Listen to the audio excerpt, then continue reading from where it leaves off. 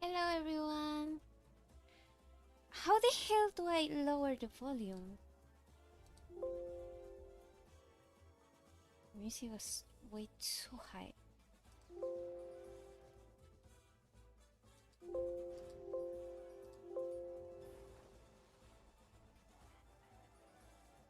Okay, that's better.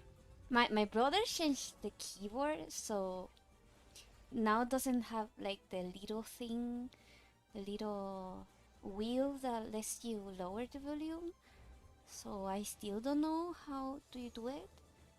The good thing is that the keyboard is quieter and smaller. So, but the little wheel with the volume was really convenient. So I'm kinda sad that it doesn't has that this one doesn't have it. So hello everyone. How are you? Did you eat your meals? I'm fine, thank you. Hello Angie. Hello Lida. Lida? Lida? How did you say? Hello Frank. How is everyone? We're gonna be shading today. I already did one page, so I have 1.5 page left, or a little less than a half. So we're going to go through that really quick today. I think we can finish it and upload it tomorrow. The episode, I mean. So yeah. Hello, Lizzie. So yeah, we're gonna have a productive day today.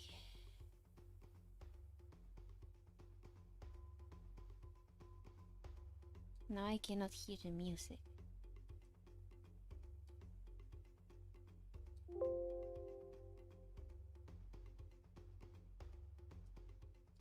Today we have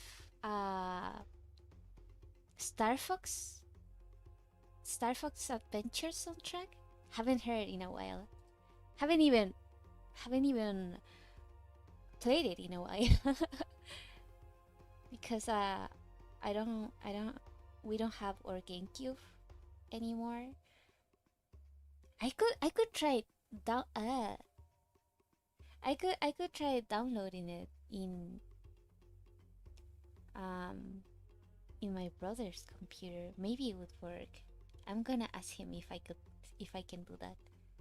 It used to be one of my favorite games. And we actually have GameCube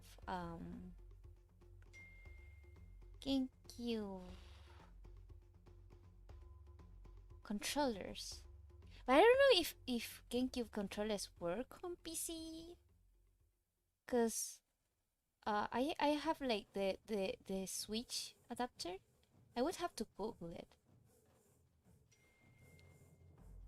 Forgot to turn off the sound of my phone.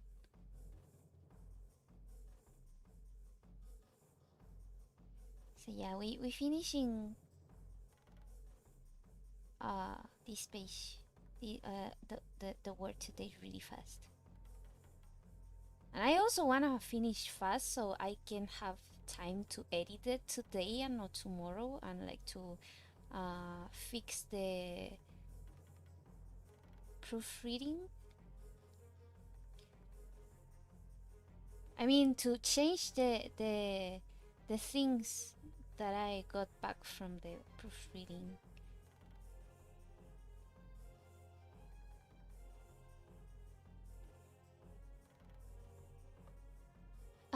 it should work as long as it's USB and you have a port for it on your computer. Yeah, I do have. The thing is like the GameCube controllers.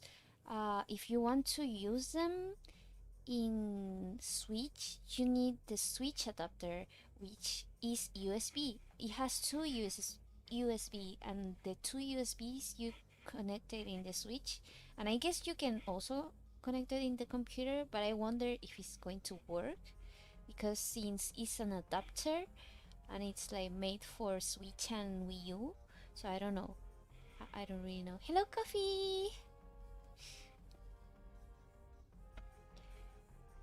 Talking about coffee, I had some coffee today. Cause I was really tired.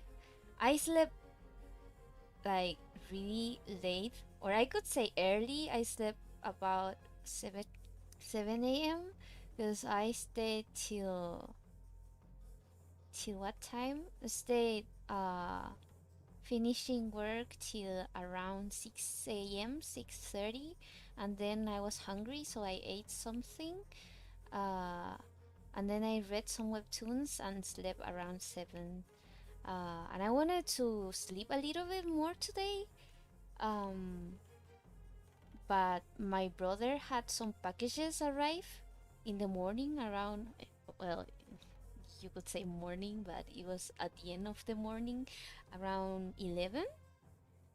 I wanted to sleep at least until 12, so I could sleep at least 5 hours, but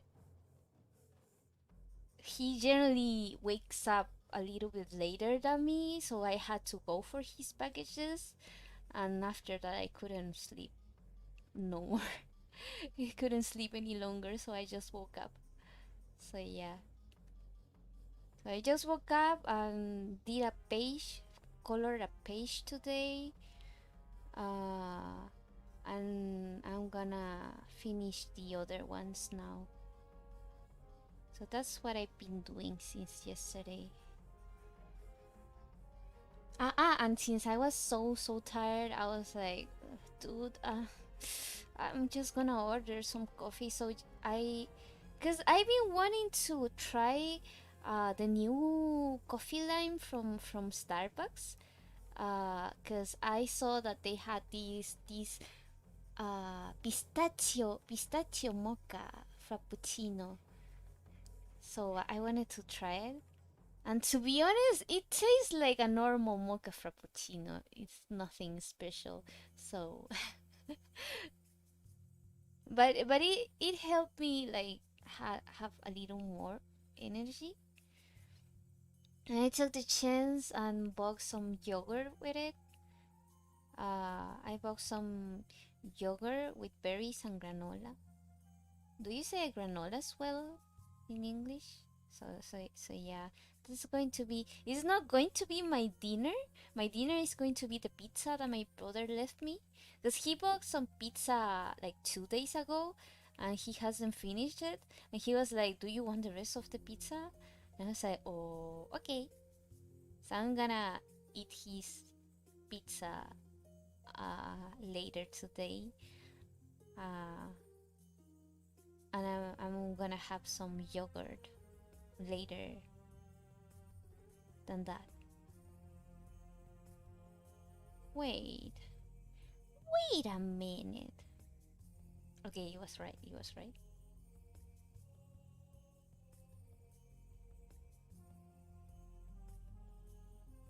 So yeah, I have some yogurt for later. I hope that I don't get sick because of the yogurt, because I actually cannot have lactose. Uh, Too much lactose. I'm lactose intolerant. I mean, I'm not I'm not exactly lactose intolerant. I'm more like allergic to milk, which is not the same thing, because you can be lactose intolerant and get products without lactose and be fine with it, but products without lactose are actually bad for me as well. and I get sick as well because of it. So I did my research, and it said that you could be lactose intolerant because you don't have the enzyme for processing this protein, I guess it is. How do you call it in English? Lactin? La I don't remember the name. But you basically don't have the enzyme to uh, process it. But when you're milk intolerant, you can be intolerant to some elements of the milk instead of just lactose. And I'm that, which took me a lot of years to figure out. Actually, it's funny because it took me several years to figure out that I couldn't drink milk, because when I was younger, like every parent, my parents used to make me drink milk. Um, for example, my dad used to tell me that it was so my bones were stronger, and my mom would tell me that it was so my boobs grow bigger and stuff. And I was like, if you want my boobs to grow because of milk, then why are your boobs small? So it was like the thing is just genetics. Don't blame it in me not drinking milk. It's just genetics. Um, what else? So they made me drink milk when I was younger, and I've never, ever liked normal milk, because when I don't like the flavor, and when I finish drinking milk, uh, my head would hurt. Like literally, my head would hurt. I would have brain fog, and my head would hurt. And no one believed me. I swear, no one believed me. And I was like, I don't like milk because of that. And then my bones hurt as well. So it's like, it's not that I don't want to follow your orders. It's not that I don't want to listen to you, but literally my bones hurt, and literally uh, my head hurts. Like I had headaches for no reason after drinking milk, and no one believed me. So I was made to drink milk for several years, and it got so bad that when I was in fifth grade, uh, I would drink milk almost every morning, and if I didn't have milk, I would have like tea. But my mom would make like bread with butter. Uh, I swear I had horribles, like awful stomach aches every morning in school. So I hated mornings with my life. I swear I hated mornings with my life. I didn't like mornings in school. Imagine all your mornings with stomach ache in school. Every single morning. It was awful. Uh, so one day I decided to but I do like ice cream. I do like cheese. I do like pizza that has cheese.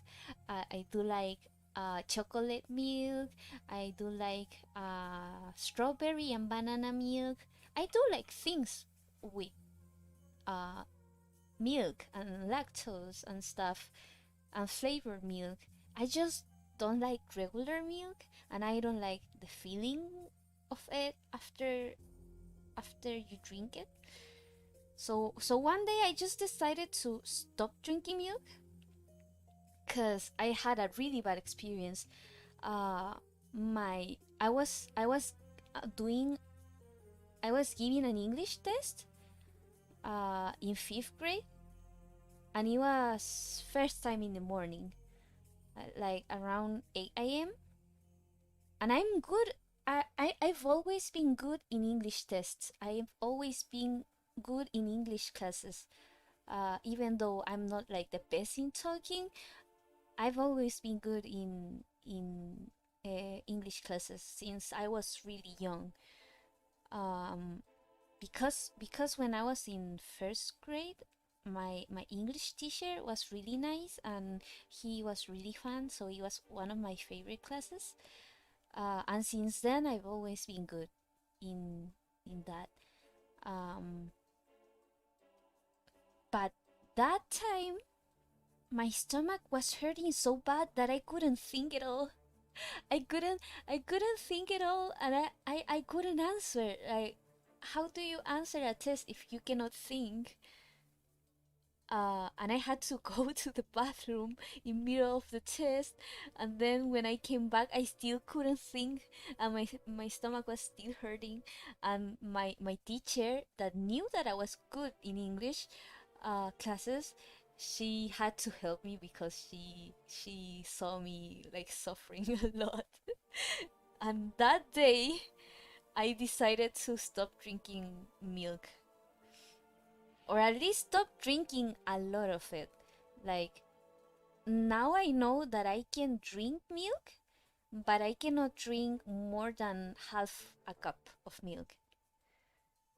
So, for example, I'm good with a full with a for example, if I ask for a frappuccino or a latte, I can stand up to a grande size, up to a grande size. But when it's venti, that's too much. I still get like body aches because of it. For example, right now my bones and articulations hurt a little bit, but it's not like suffering. It's not like I cannot tolerate it. Um, so yeah, that day I stopped drinking milk, and for the good. After that day, my mornings were better. I still don't like waking up early, but at least I didn't suffer every single day, every single morning. So yeah, that's my story with milk. Sleep is important. Yeah, sleep is really important for mental health. Hello, Chanel or Chanel. I don't think I've ever had coffee. Really? Well, you're missing a lot. I'm not a huge coffee of I'm not a huge coffee of fan. I'm not I'm not a huge fan of coffee alone, but when it's things like a latte or or or a macchiato or like a frappuccino, things like that, I really like. You should definitely try it. I actually like. It's funny that I like Starbucks coffee because it's kind of tasteless. Because I don't like things that are too sweet, and most of coffee shops around here, their mochachinos and lattes are way too sweet, like way too sweet, and I don't like that. Wait,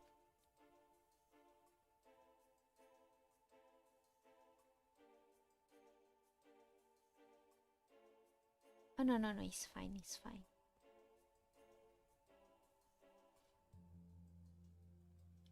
Lactose, lactase, how do you pronounce it in English? Enzyme. Well, yeah, that's the thing I was talking about. Um, hello, Shu. For me, it was to grow taller. Yeah, that too, that too. It was to grow taller and to make your bones strong and to grow your boobs. They also told me to eat chicken to grow my boobs. It's funny because my mom made fun of me saying that even my brother at that time had bigger boobs than me because he ate a lot of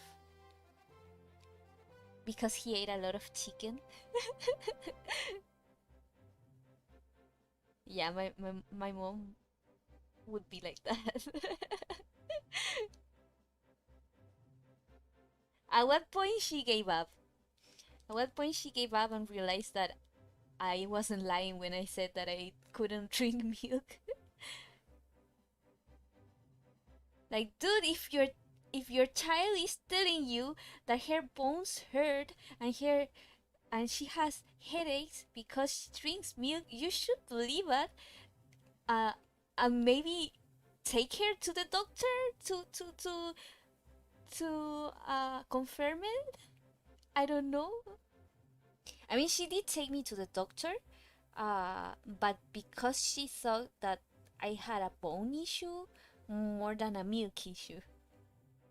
Because when I was really young, my ankles, no, not, it's not ankle, my knees, the articulations and bones in my knees would hurt a lot, but a lot, and we didn't understand why. And she took me uh to the doctor to have like um a radiography, ra, re, how do you say it?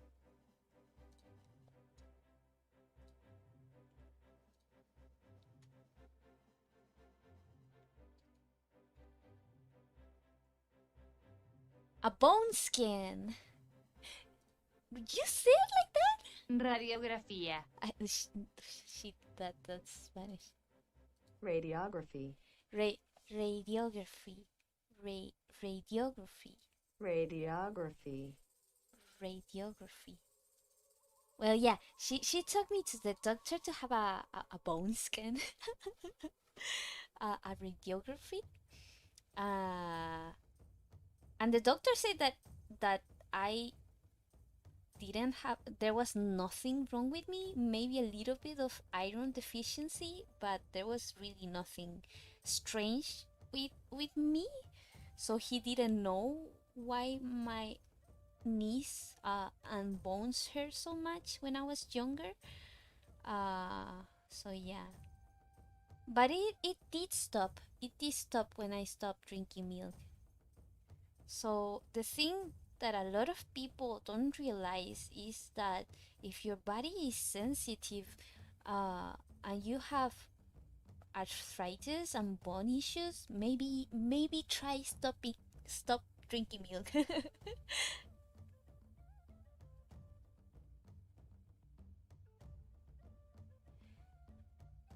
I did not know that. I thought they were the same thing. You mean lactose intolerant and milk allergies? Yeah, most of people think that is the same thing. I used to think it was the same thing as well until I actually did my research.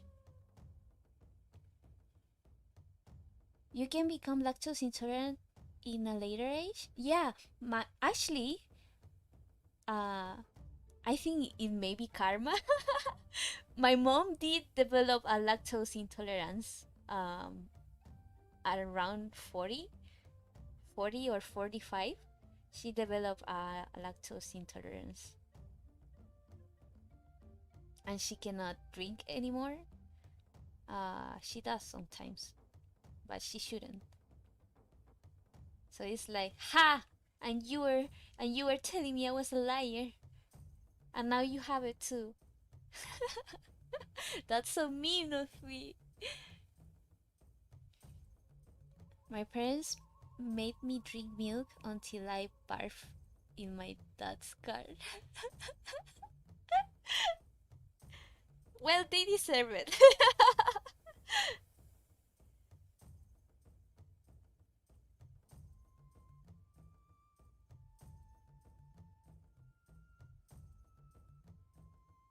By the way, the cream of top of frappuccino also contains lactose, so maybe you can try it without the cream. Um, I I've noticed that that um I can handle better milk that is non-fatty non-fatty milk, non-fat milk. I can handle it better than lactose intolerant, uh, not lactose free milk. So I always order it fat free. Uh, I usually don't have like a little bit of the cream, just a little bit, a tiny bit, and then drink the coffee and leave the cream. But I ordered it with cream because the cream is tasty. Hello, Ed. Uh, I remember my cousin did that, and I thought it was a radio class. A radio class. Radio class. Dude. Some people do the enzymes to digest it. Yeah. But I was born like that. I was born like that. Lactose free products taste better. Not all of them. Not all of them. Some preparations uh taste better with lactose. No. Lactose free is okay. Some products taste better with fat. The ones that have fat. But I generally buy the ones that don't have fat. Because I can tolerate it better. But it still makes me like my bones hurt and stuff, so I just try not to drink it in general. Like I said today, if I'm really tired like today, I'm going to order coffee, but it's like once every 1 month or 2 months. I haven't had coffee since probably November, so I really try to avoid it.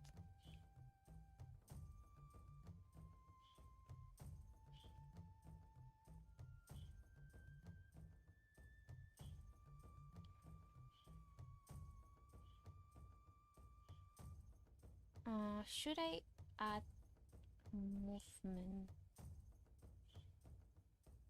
Trying to think. No, I think I just leave it like that. But let's save. Karma is a female dog. I can't tell if that sound in the background is an instrument or is Haku hitting his head on the cage. Haku is not in the cage. Haku is uh Haku is only in the cage when he sleeps. Like his cage is like his bedroom. The rest of the day he's outside the cage. He doesn't One, he doesn't like to be in the cage, and two, I don't make him be in the cage if he doesn't want to, except if it's like uh sleeping time, or if it's bedtime, or if it's like an emergency, like if we have earthquakes, I would put him in the cage. If I'm not sure that it's going to be a huge earthquake or not, I will just like take him with my hands and hug him. And if it gets really bad, I will put him in the cage and bring him with me downstairs. Yeah, we have a lot of earthquakes where I live. So it's not lactose related. Hello, Ayer. Yeah, it's not lactose related. It's milk related, and it's probably fat related. But the fat in the milk more than just the milk itself. But it's also milk related. I think it was called casein. What is in the milk? But something that is in the milk, it's bad for me. Makes my head hurt, and my bones hurt. We need to get to the bottom of this mystery. I think I could if I went to the doctor, but doctor is kind of expensive, so no. Genetically, you either can produce lactase or not. Yeah, and I've heard that Asian people are less is less probable that Asian people develop uh, lactase because there was like in the past like centuries or maybe millenniums. Is it millennium after century? I think it is. So centuries or even millenniums ago, there wasn't a lot of cows in Asia. So it's less probably for them to develop it. So it's more probably for a nation to be lactose intolerant, or that's what I've read. But it was a long time ago, so I don't know if those studies are still accurate. I can hear him in the background. Yeah, he's calling me. No, it was Haku. Casein is harder to digest than whey. What's whey? But yeah, casein is harder to digest. Um, um, why is my keyboard not connecting?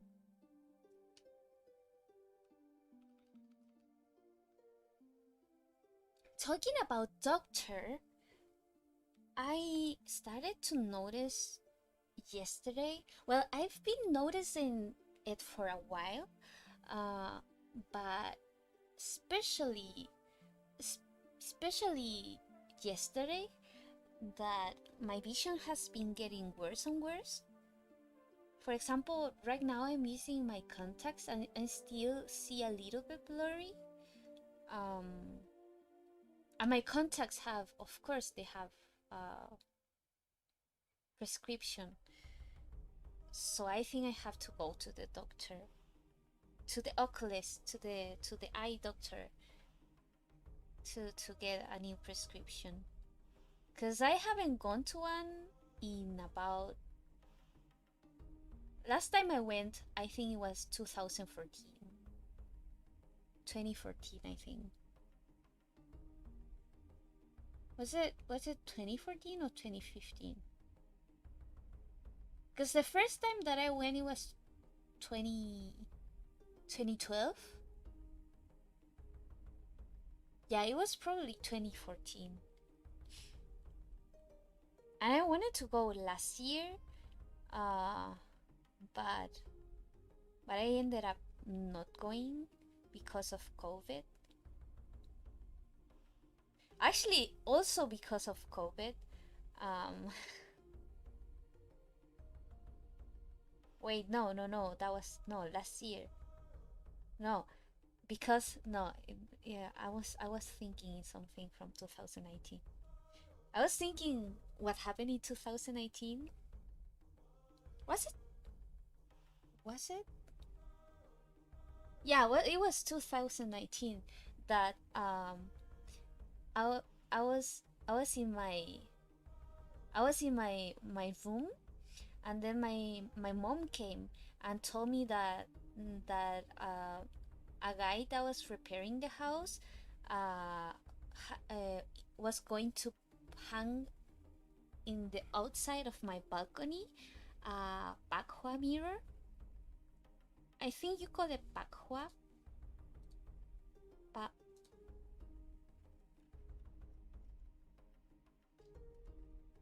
yeah, I'm googling it. Bakhua. Do you call it like that? What's the pronunciation?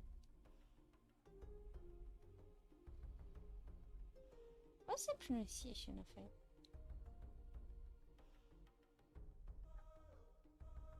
Uh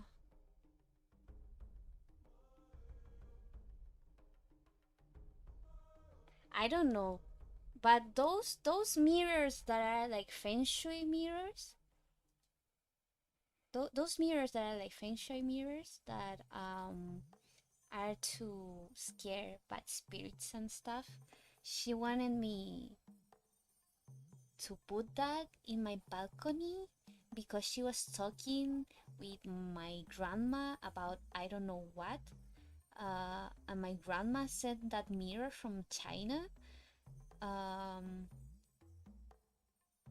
to scare the bad spirits. Look, what I think that my mom told my grandma probably was not good things. She probably told a lot of bad things about me, like she usually does. Like I don't know. Oh, she's late. She's lazy. She don't doesn't go to the restaurant to help. And I always tell her it's because I'm working. I have my own work. It's like if I was working in something else, she wouldn't say that.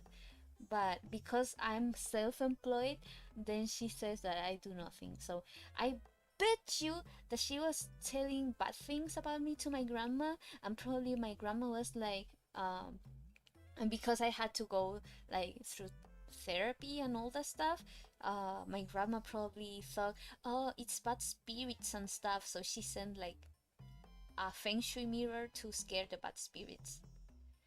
So the thing is like when she when she put the mirror in, she told someone to put the mirror outside of my balcony. Haku got really scared, like really scared, and I had to go get him so that he doesn't go flying through the window, of course. And he was flying all around, scared, and I accidentally slipped and fall, and like fell to the floor, uh, and the whole weight of my body fell in one foot, and I sprinted my foot, and it was really bad. Like I, it hurt a lot, and it was so embarrassing because the guy the guy that was putting the mirror saw everything, and he was like, "Are you okay?" I was like, "Yeah, I'm okay," but inside of me, I was holding my tears. It's like, "Yeah, I'm okay." And then I took Haku with me to the bathroom, and then I sat in the bathroom for about 1 hour and a half because it hurt so much. And then I was like, let's take a shower, and maybe a hot shower is going to help me. As if the best idea to do when you have inflammation in your food is to take a hot shower instead of putting something cold. But I was so stupid that I went into the shower, and when I finished the shower, I couldn't move. It hurt so much, and it was so inflamed. Well, it was my fault. So, so yeah. Uh, and the funny thing about that mirror is that after that mirror was put outside my balcony, after that I had a lot of bad luck. A lot of bad luck happened to me, like a lot, and it stayed there for about half a year, and then I felt like I was going crazy because nothing was working for me, and I really thought that I was going crazy. So I was so desperate, and went into Reddit and asked for people that knew about Feng Shui, and they said that if it's bringing you bad fortune, then you should take out the mirror and wrap it and then throw it away. So I just did that. I wrapped the mirror and throw it away. Um, and after that, that the bad luck that I felt, it really went away. I'm still unlucky. I've always been an unlucky person, but in that moment, I really felt like I was going crazy. I felt like nothing at all was working for me. And for real, after that, it really went away. Like, for example, after she put the mirror, I even fought for months with my brother. And I've always had a good relationship with my brother. And after the mirror, I was angry with my brother for months and months. And after I took out the mirror, incredibly enough, I started talking with my brother again. And I know that a lot of things are the meaning that you put on them, but for real, what was happening because of the mirror, because the meaning of that mirror was to give me good fortune and keep the bad spirits away. It wasn't to give me bad luck,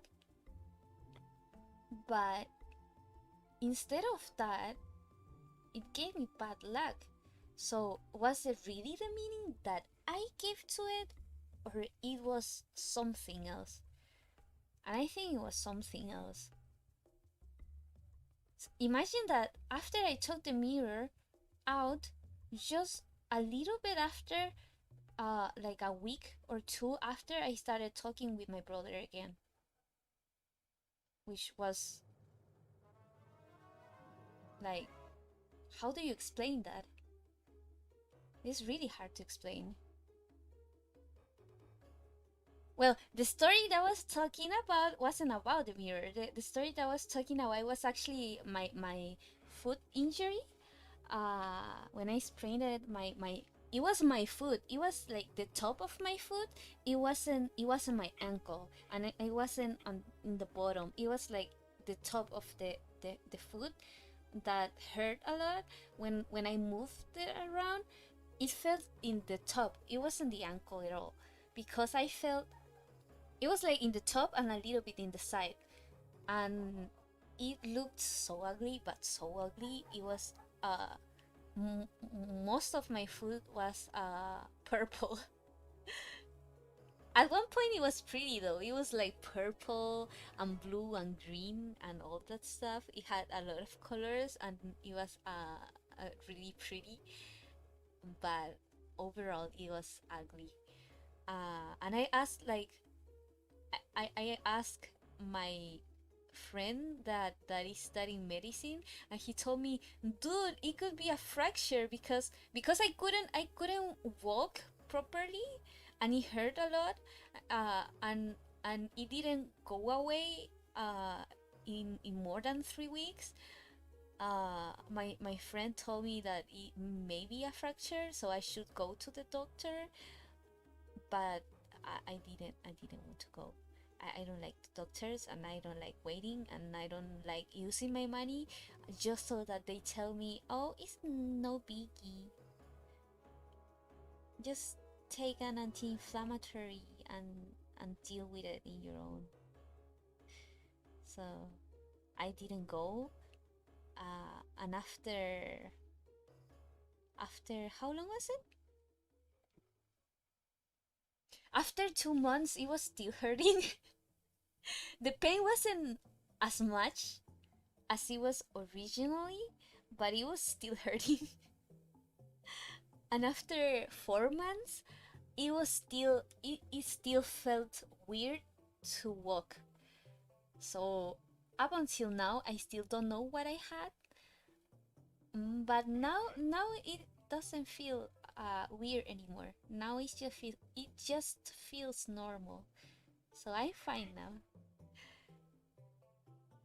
So yeah, I'm not the kind of person that likes to go to the doctor because I, I'm kind of frugal. I don't like easy money if I can avoid it. Because my family is not going to pay for it. I have to pay for it myself.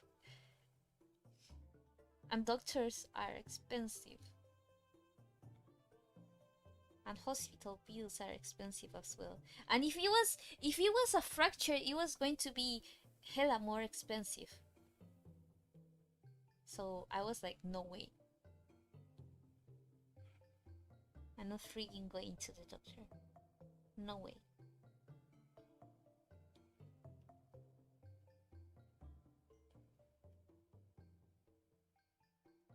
Such a nice song.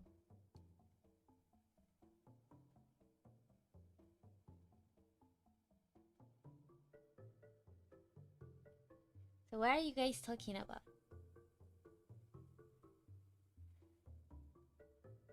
Hello, Rini. Sorry I didn't see your message before. Adaptations require natural selection, and today it's not really possible to die from not being able to drink milk. Yeah, that's true. But some people do grow out of it. I I've heard that some people, for example, drink so much milk that they get used to it and they don't have like allergies anymore. And some people grow out of allergies. What's feng shui? Feng shui is like, um, do you call it a philosophy? What do you call it? But it's like you put certain things of your house, or not just your house, but you put things, even buildings and stuff, in certain locations because it can affect like the energy flow, and can bring you, depending in the positions, bad fortune or good fortune. Or that's what I know about feng shui in general. uh, why would anyone wear contacts while working in front of a screen? Because uh for I did say it yesterday. When I'm working on my webtoon, I'm always looking down, like you can see, I'm looking down.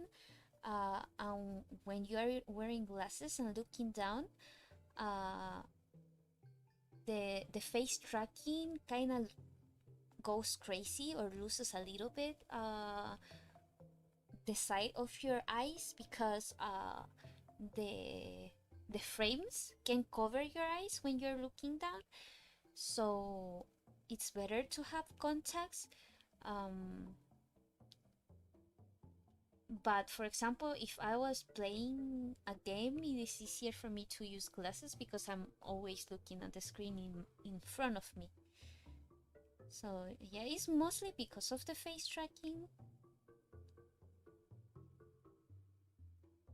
But my eyes do get dry after a few hours though.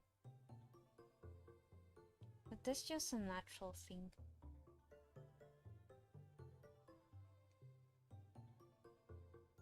Wait, wait. Someone is calling.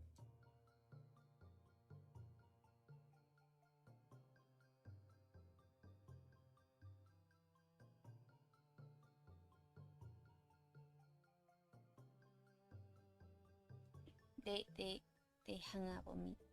Hang up. I don't know who was it. It was an unknown number. For me, it's better so that don't have to get close to the screen, but that's me. But it's better to use glasses in front of screens. Yeah, but contacts made it hard to focus on close objects and has problems with dryness. For me, it's mostly problems with dryness. And I have myopia, so it might be different for me since I got special made contacts, but I don't know, it might be the same. I'm just too dumb to notice. Scleral? What's that? Yeah, these are good since they completely eliminate lens movement. No, mine are just regular color lenses. I'm too scared to use regular lenses because I'm I'm the anxious type. I'm really anxious, so when I cannot see my lenses, sometimes I get anxious that I didn't take them out. For example, once I wore some sample brown lenses. I was so anxious all day because I couldn't remember if I took them out. And you can actually see if you have contacts, but the thing is like I'm anxious. I get anxious because of it. No matter if I know or I don't know if I did take them out or not. So I prefer to be able to see my lenses with a color than be anxious that I still have them on, even though I know that I don't.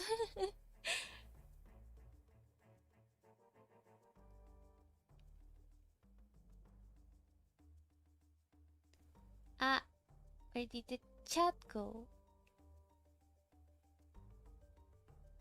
They're calling me again.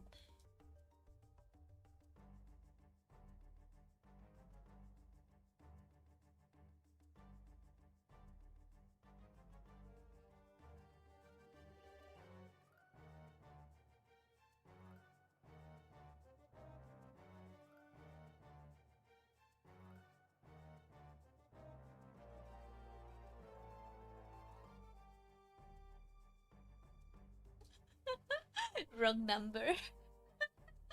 Hello, Jay. They had the wrong number. They asked, "Is this Marta?" And I was like, "Who?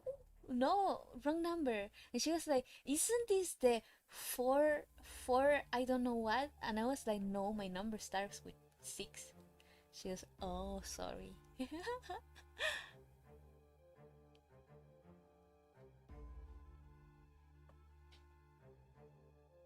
Not her saying her pussy was pretty. It was pretty though. I actually did upload it on Instagram.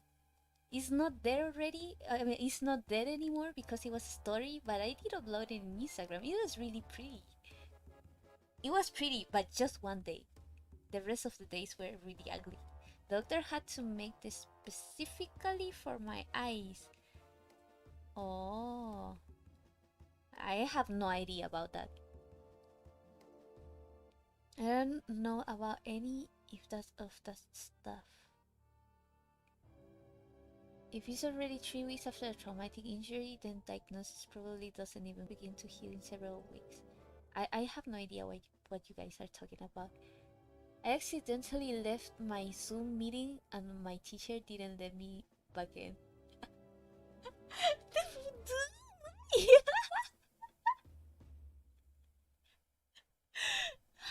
How did you leave it? Well, you did say it was an accident, but that's so mean.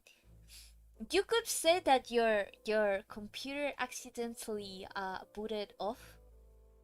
It was a technical issue. 10 minutes chat lag? No, no, no, no, no. There's not lag. I'm just reading the chat late because I was talking. I was busy talking about something. You guys aren't even listening to what I'm saying. You guys are so mean.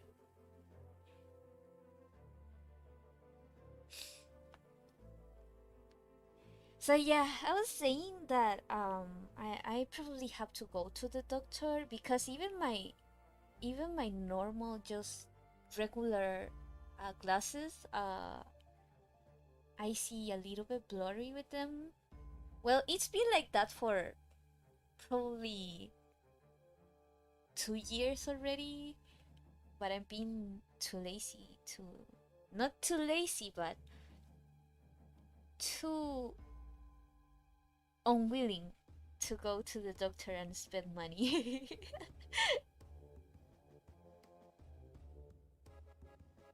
so so the thing is like if I go to the doctor, I have to get a new prescription and then I have to get new glasses. And if I get new the who's calling me?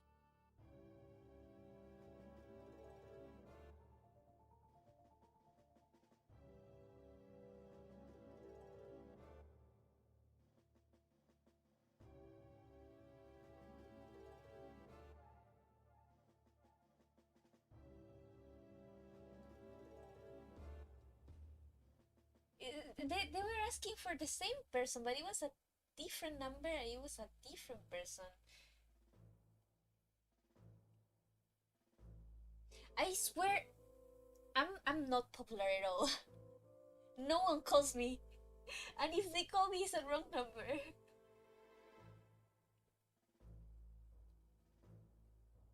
But I answer because it could be something about shipping. Because I have a letter that has to come, and I have a package that has to come.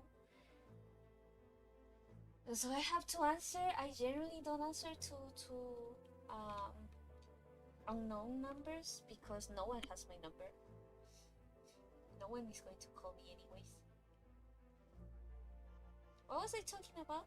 Yeah, if I get a new prescription of glasses, I also have to um wait wait. I also had to get new prescription of glasses, and then I have to get my glasses made, and then I have to buy new contacts, and that's a lot of money.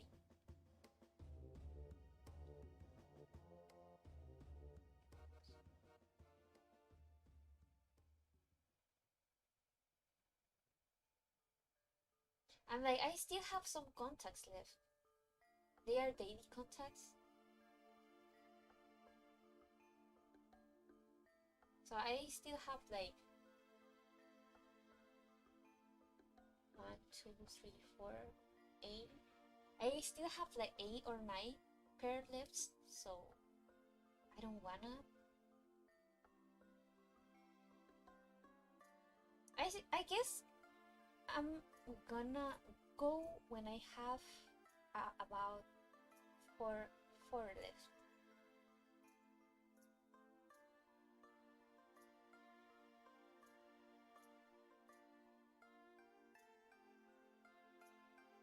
It was English anyway, and it wasn't important.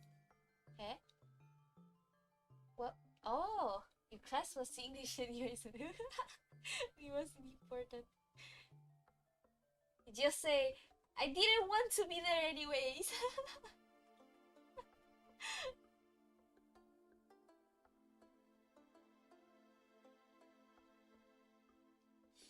A painful long journey, but I had to do it after spilling some potassium. What?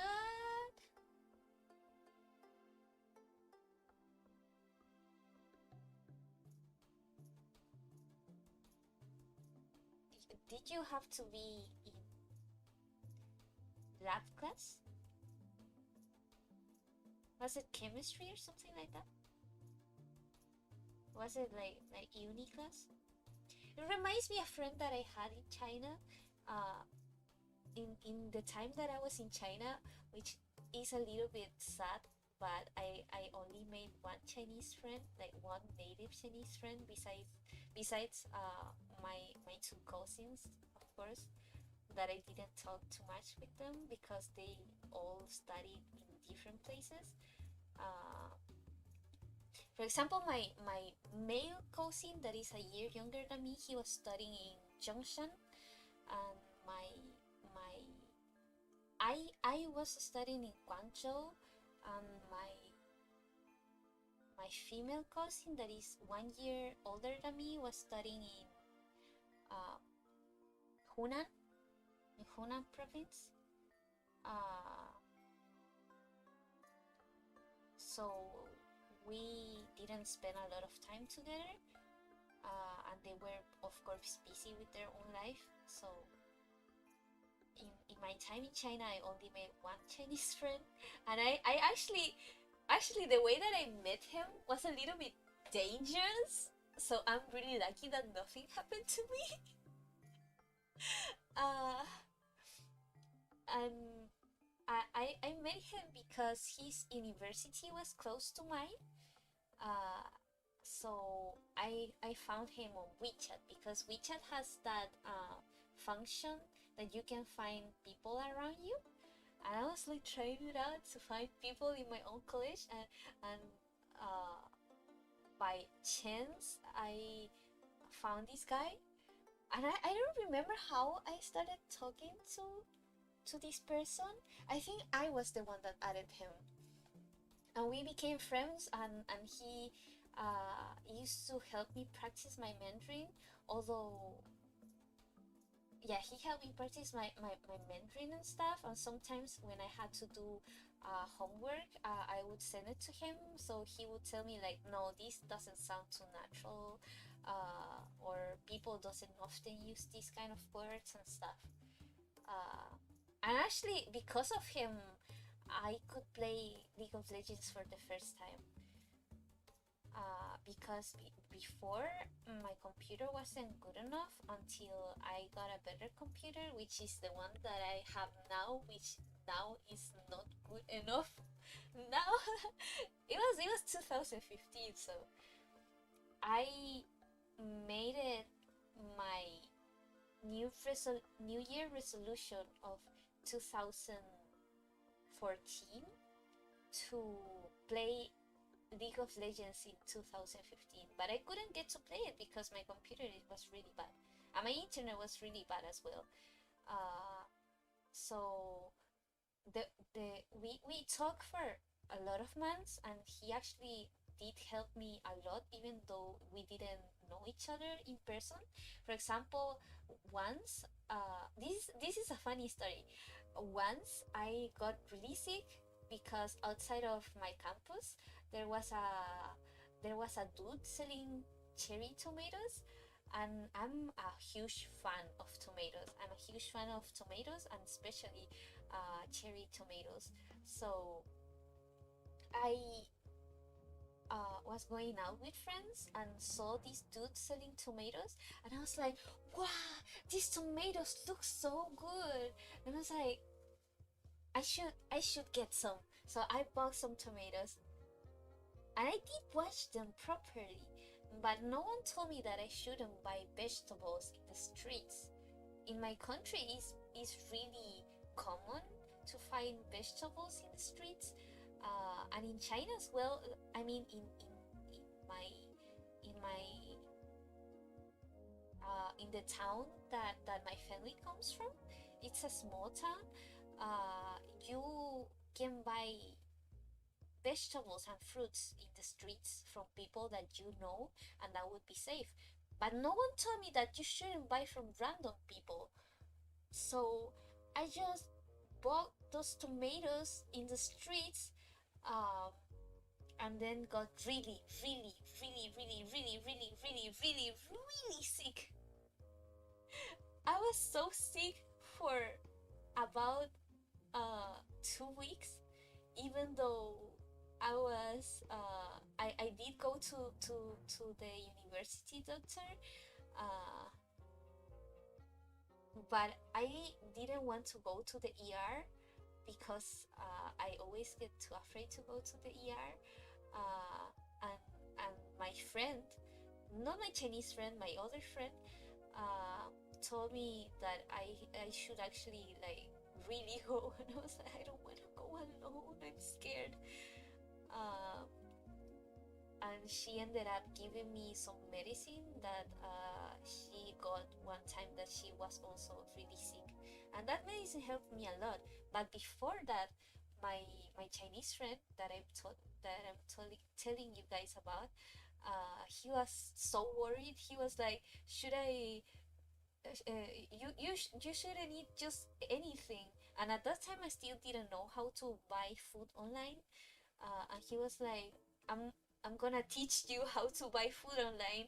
I'm gonna teach you how to pay for it, and I'm gonna actually send you food online. So please take it and don't just eat whatever thing. So he did send me some soup, even though we didn't know each other. He did send me some soup in delivery, and and he actually did tell me off because I bought vegetables from the streets. So he was the one that told me that I shouldn't just buy any vegetables in the streets. Uh, what I was telling about that this guy he was also a chemist. He was studying chemistry or something related to that in Guangzhou. And the story of wait, let me read what you guys are saying first. Is the volume low?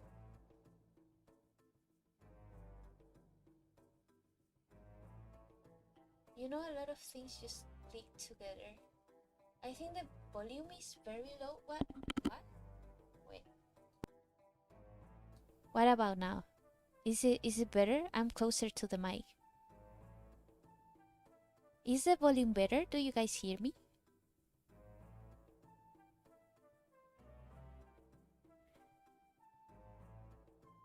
Okay, okay. So could you guys hear the rest of the story? I forgot that I put the mic a little bit far far from my face because I answered the phone call.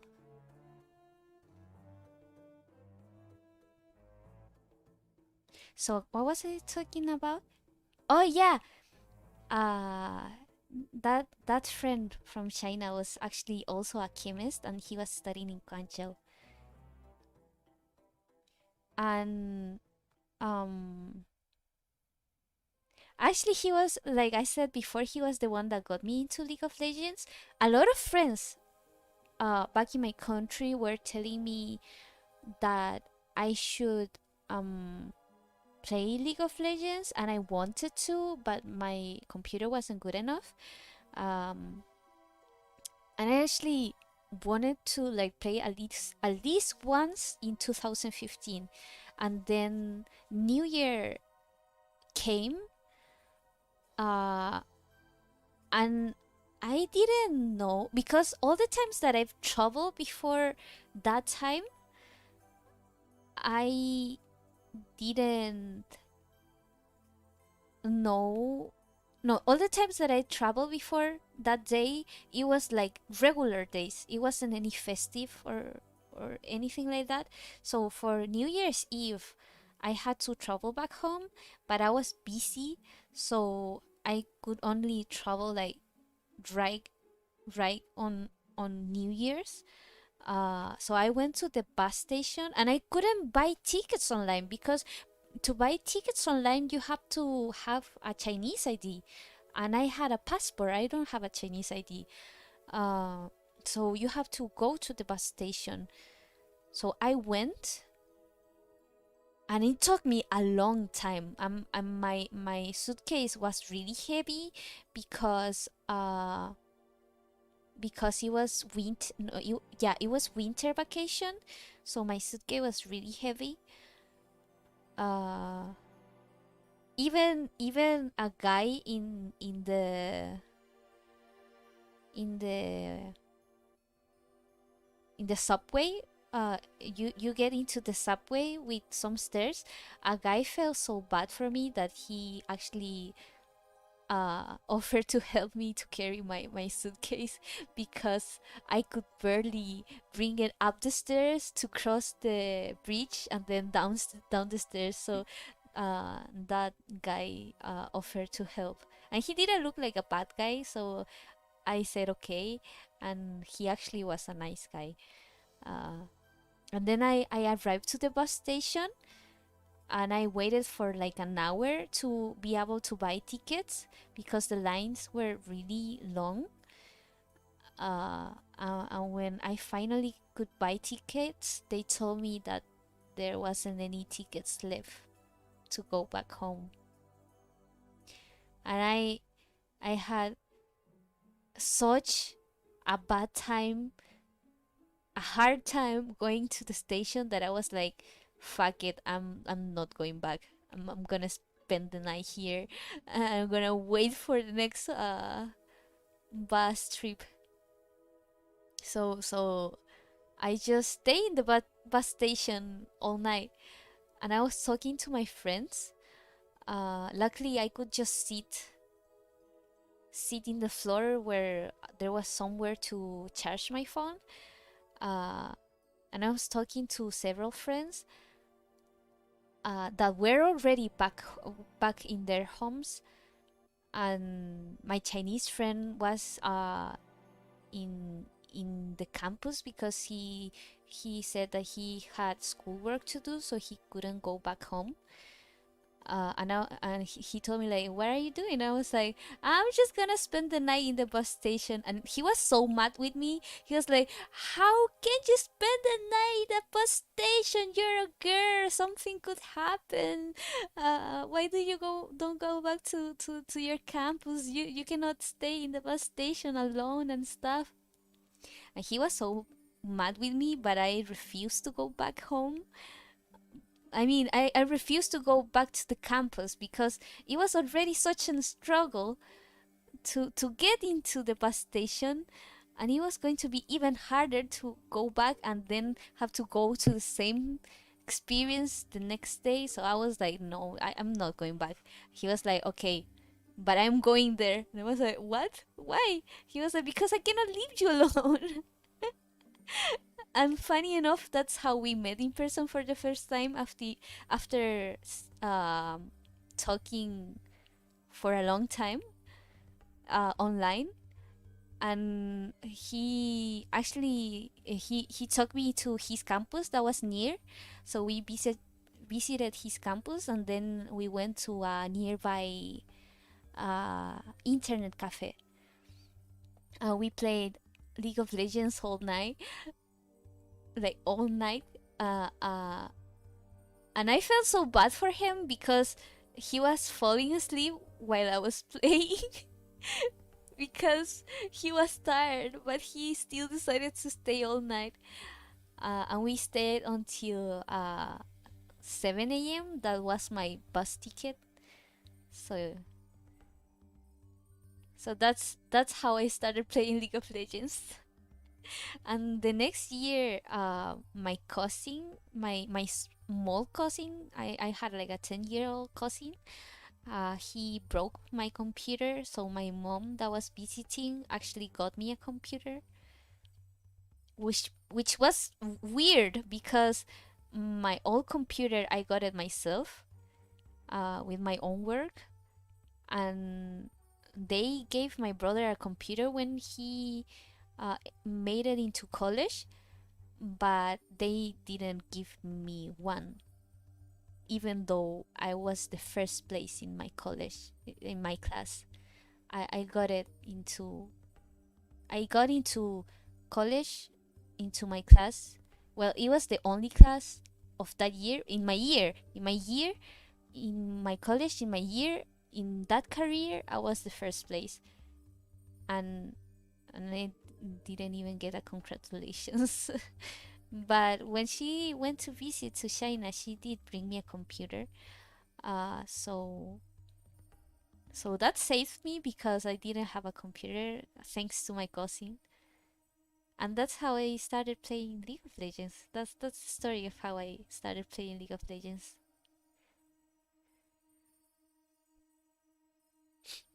League was the game in China, especially back in 2015. But isn't it still the game in China? I mean, uh they won 2019. FPX won 2019. And didn't IG win in 2018? Was it IG? Yeah, IG won against Fnatic in 2018. And FPX won in 2019. But dude, 2020's final was so good. Because 2019, I was really rooting for uh, G2. G2 is my favorite team. I was really rooting for G2, but FPX won, and it was humiliating, like really humiliating. Like they swept the floor with them. Um, and the finals, the semifinals were really fun, but the finals were disappointing, just like 2018. Um, 2000, but 2020, the finals were so exciting, and the semifinals were exciting as well. Uh, because Suning was just so damn good. It's not that they were the best team, but they worked so hard that they made it into the finals. It was amazing. But Dongwon was just too good. Dongwon just was just in another level from everyone else. But I think they sold Nuguri. I think they sold Nuguri to China. I'm not sure. I don't remember. Top 10 saddest moments in anime? You have such interesting life stories. But I think my life is kind of boring, but I do have some stories. Do you guys watch any competitive esports? I'm a huge fan of League of Legends esports. I know what I did. What did I do? What did I do? Ah. I mean, up until up until high school and college. No, up until college. I think my life was pretty boring. After that, I started doing more stuff. When I dropped out from college, I started doing more things, and I think that my life became a little bit more interesting. But compared to a lot of people that have done a lot more stuff than me, my life is quite kind of I don't have too many stories to tell.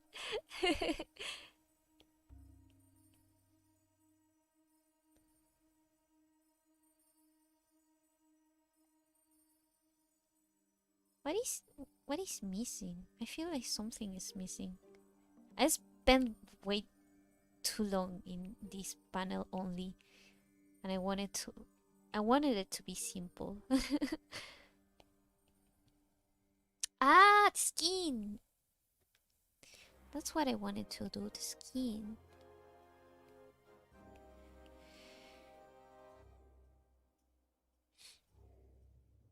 This was a boss song, I think. I think this was a boss song. The only competition I do is called "Who's the most lazy in my house?" Dude, I can relate.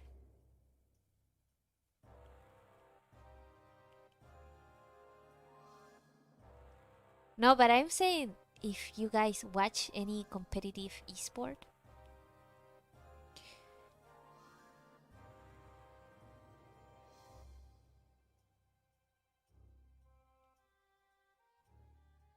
I think that's better.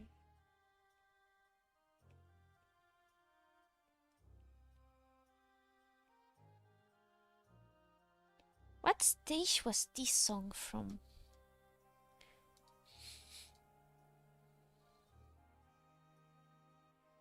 Dinosaur Planet.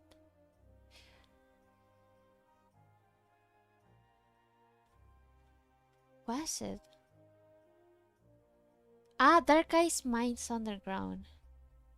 I remember now.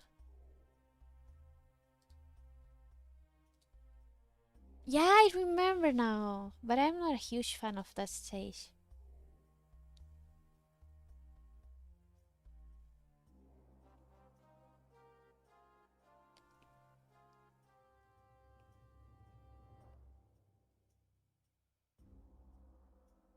Like Smash Ultimate tournaments? Yeah, that counts too.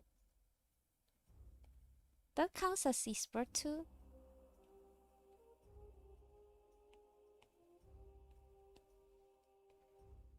The only like competitive esport that I watch is League of Legends.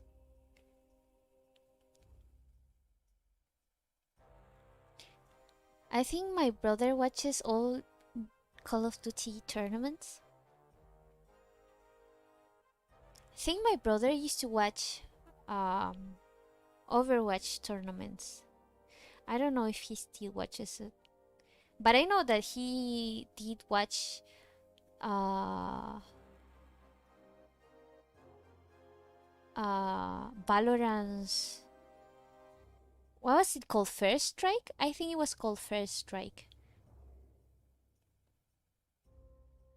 But they demolished G2's team. Not that I watch Valorant's competitive, so I don't really know what's G2's team. I only know G2 because of their League of Legends team, so. And it also was the start of G2.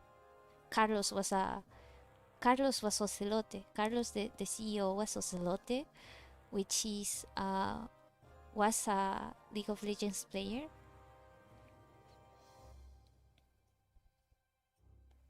I forgot to put the texture in this one. How could have I? I could have forgotten about that. It even has the folder ready. How did I forget?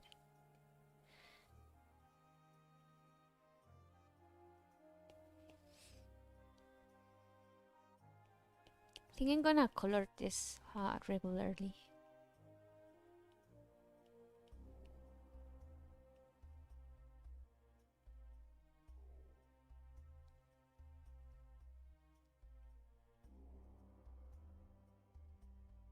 And that's fine.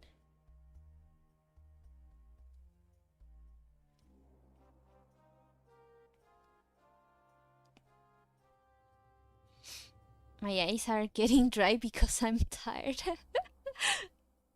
But idea to use contacts when you're so tired. So probably not going to stream for too long today. How long have we been going? 1 hour? Probably gonna stream 1 more hour.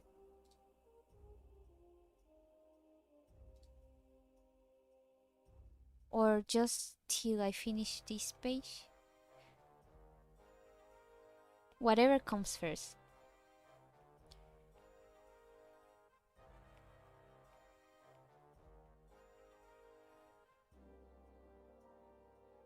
My dog wandered in my room and I'm scared since my nose still hurts. Oh yeah, is your nose okay?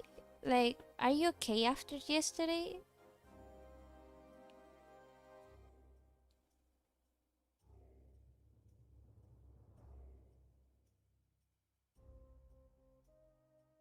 Eh. I don't know why, but this episode the the software has been lagging so much. Like when I turn, it lags so much for some reason. It didn't used to be that way. I don't know if it's like the latest update, but maybe I should consider getting second gen. I mean third gen, because my iPad is an iPad Pro um second gen.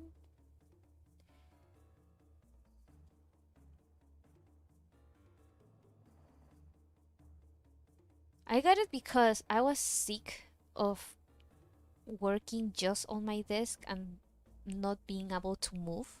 I actually enjoy going to coffee shops and drawing there and going out once in a while. Of course, I had to stop once the pandemic started and the lockdowns and quarantine started. But I really was tired of just drawing on my desk. And when I was sick, I wanted to draw on my bed and I couldn't because it was so uncomfortable and I had to move so many cables. So I just got uh when I had enough money to buy an a second gen iPad with the pencil, because you have to consider the price of the pencil. I got it like really fast. thinking that it was not going to be my main tablet. Um, I really didn't consider it to be my main tablet. I didn't even imagine that it could be my main tablet, my main drawing tablet, but it quickly became my main tablet because I realized that I draw faster on my iPad, and I also draw better.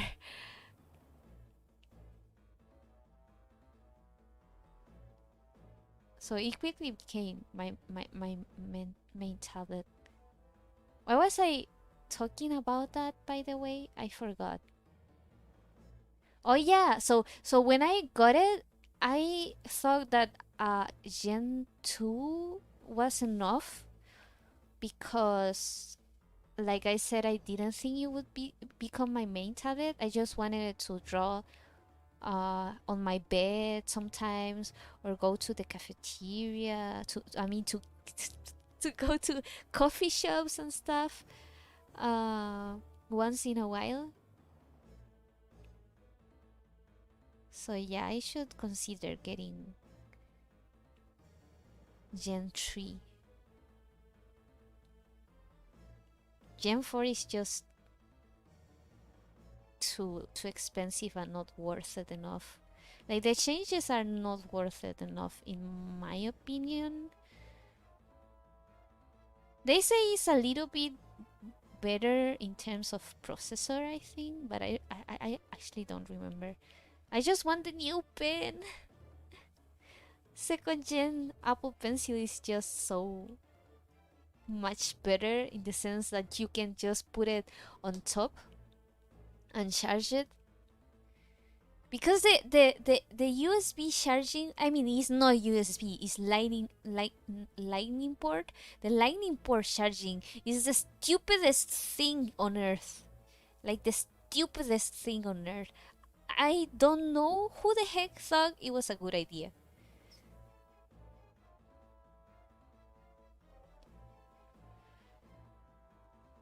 It still hurts and occasionally bleeds, but other than that, it's occasionally bleeds. That's not good. Are you taking painkillers?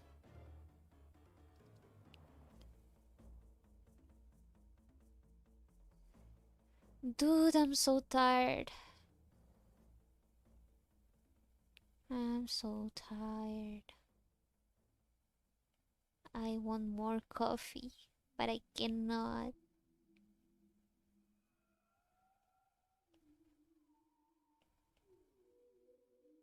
Oh, this song. I'm gonna change it. It was in the. It was like in the. How do you call it?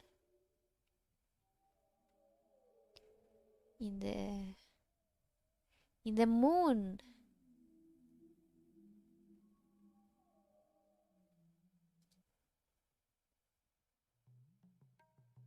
Okay, that's better.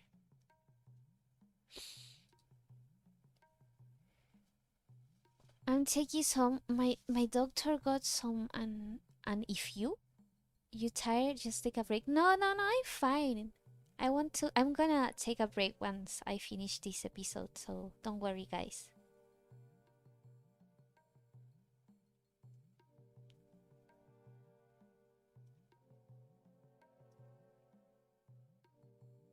Yeah, I just have this page and just two more panels beside this page.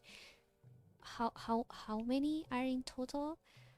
One, two, three, four, five, six. Just six panels left.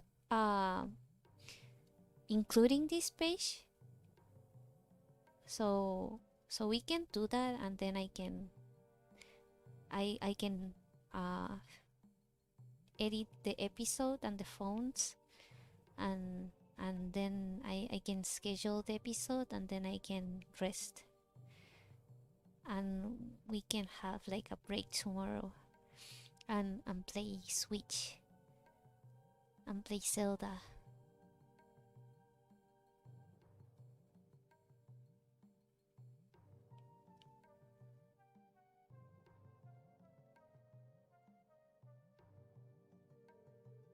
Working while tired is a thrill. Ah, yeah. It's like never ending. But it's an extra motivation. Like, it motivates you to work faster so that you can finish quick and you can have a break.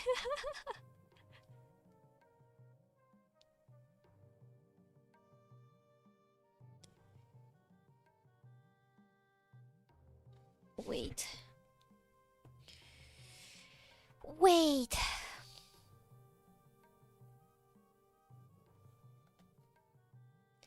Don't overwork yourself. Thank you guys. Thank you guys, but I'm almost finished. I just need to finish these 2 pages and I'm done. We are adults, so we have to take responsibility. We gotta pay the bills.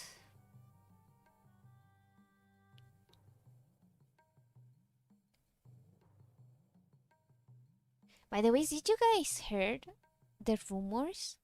There's some rumors that next week we could have like a social media blackout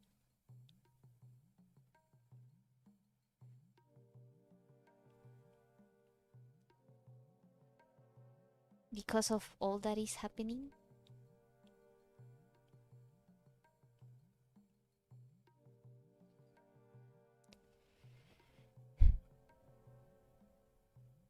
While spoiling the plot for 7 people? Well, it's not that you can actually understand what's happening in the episode because you don't have like the dialogues, and this dialogue is really narrative heavy. Uh,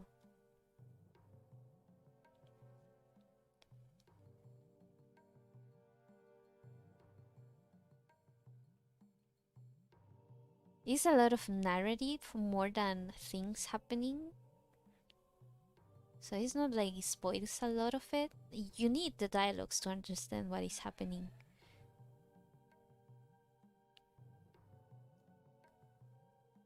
You can have like the general idea.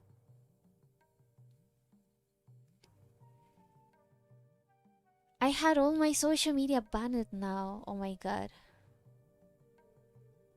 Black blackout more like purge. No, no, no. I mean like a blackout. Like um because now right now is a purge. Right now what is happening right now is a purge.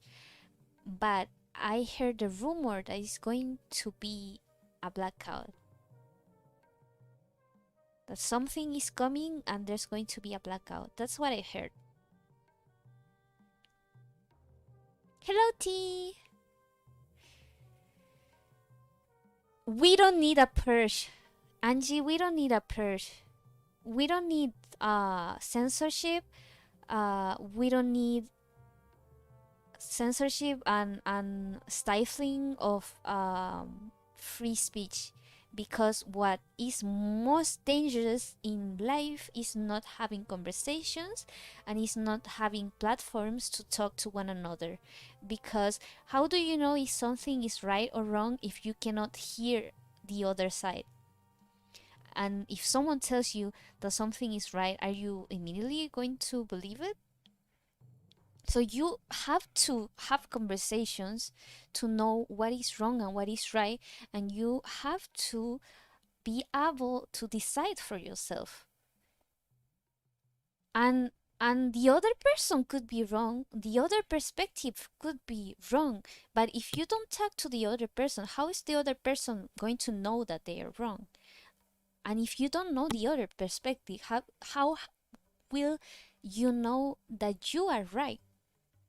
And why would you believe someone like the government or someone like social media tell you what is wrong and what is right?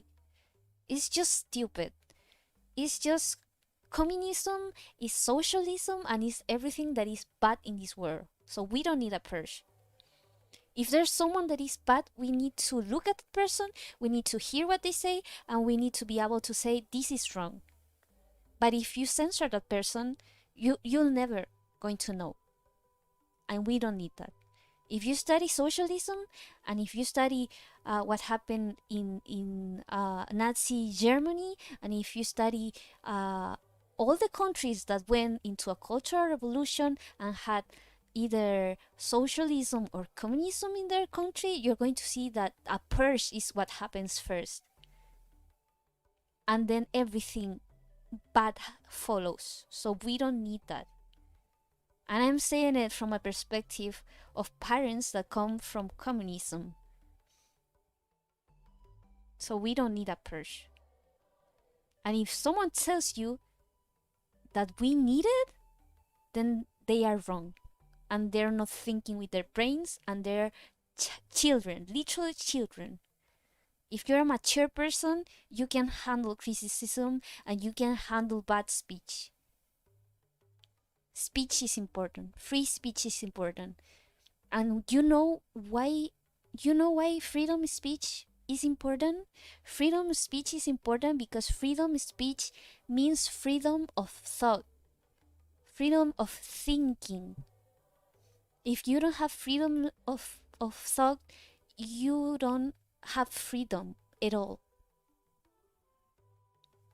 I literally would prefer to die than to have my freedom of speech and freedom of thought stripped away from me, because I grew up in a country where media is owned by elites and rich people that only care about their own interests, and they don't tell you the truth. They tell you what they want you to hear. So I appreciate my own freedom to decide for myself what is true and what is not.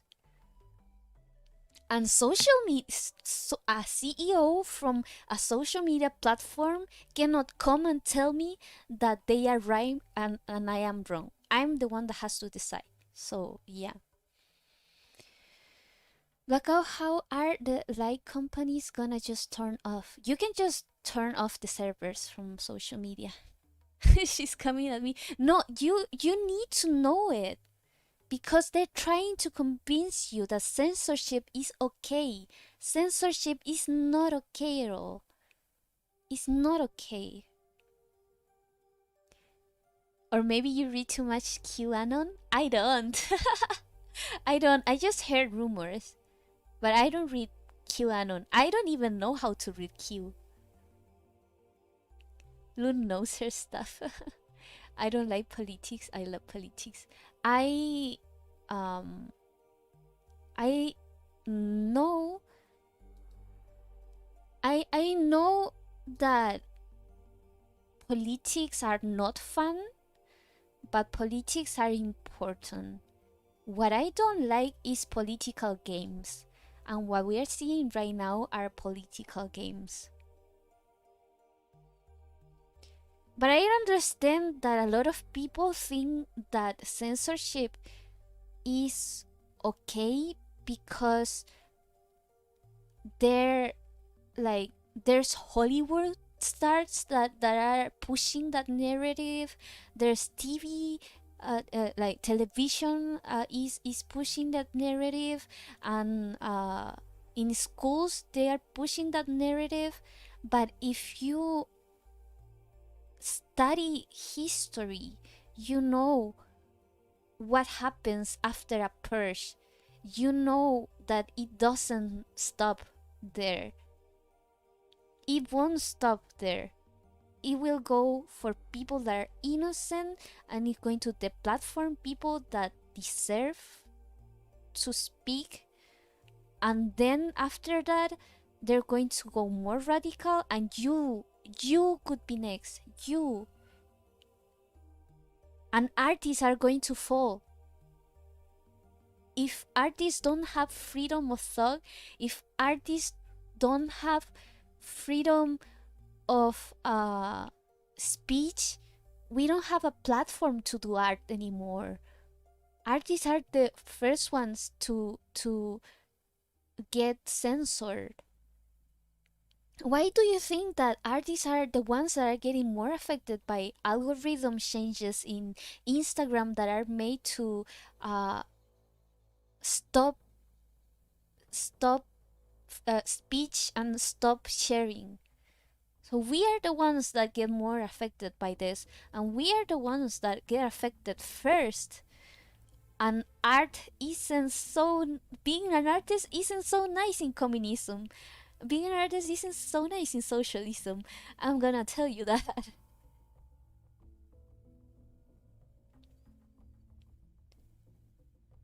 So freedom of speech and freedom of thought is also having a platform where you can share whatever art you want to do.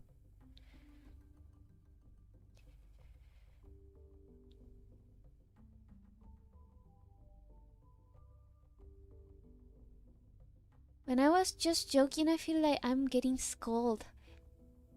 It can be a joke, but when you repeat a joke so much, people are going to take it seriously. This is not something to joke about. Freedom of speech, freedom is not something to joke about, especially in the situation that we are right now. A lot of people are getting the platform, and not just people that you don't like, not just uh, extreme right wing supporters of Trump, everyone in between. I'm sorry for going off. I just feel passionate about it because my family comes from communism. My family escaped from communism.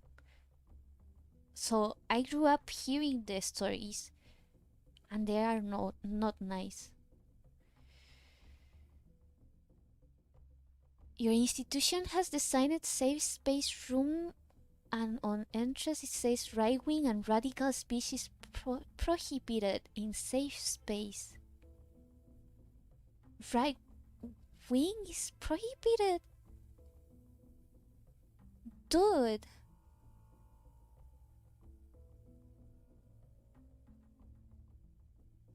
But have you heard about Joe the Pigeon? I don't know about Joe the Pigeon. Sounds important. It is important.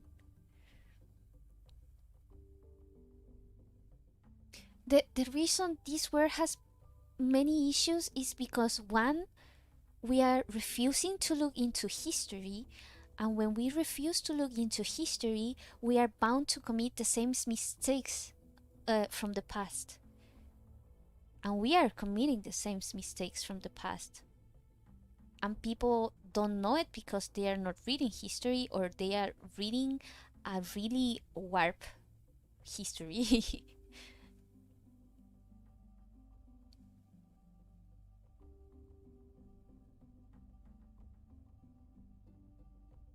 Killing speech is the first thing in any totalitarian governments and societies.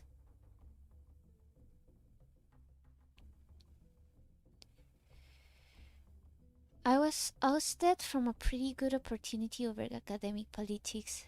Politics should stay away from academics. It's just stupid. Like, you are studying chemistry. What the hell does that need to do with anything about politics?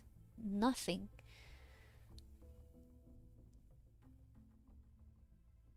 I also refuse to acknowledge white privilege and pointed out that racist nature of affirmative action. Look, I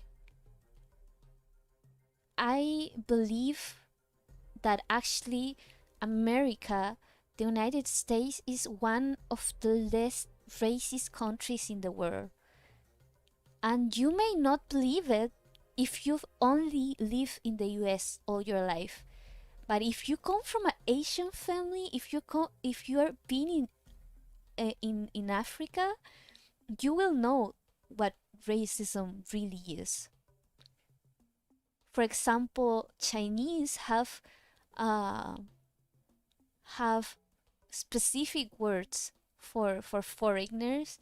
They treat black people really bad, like if they were inherently bad, and if they were completely different species,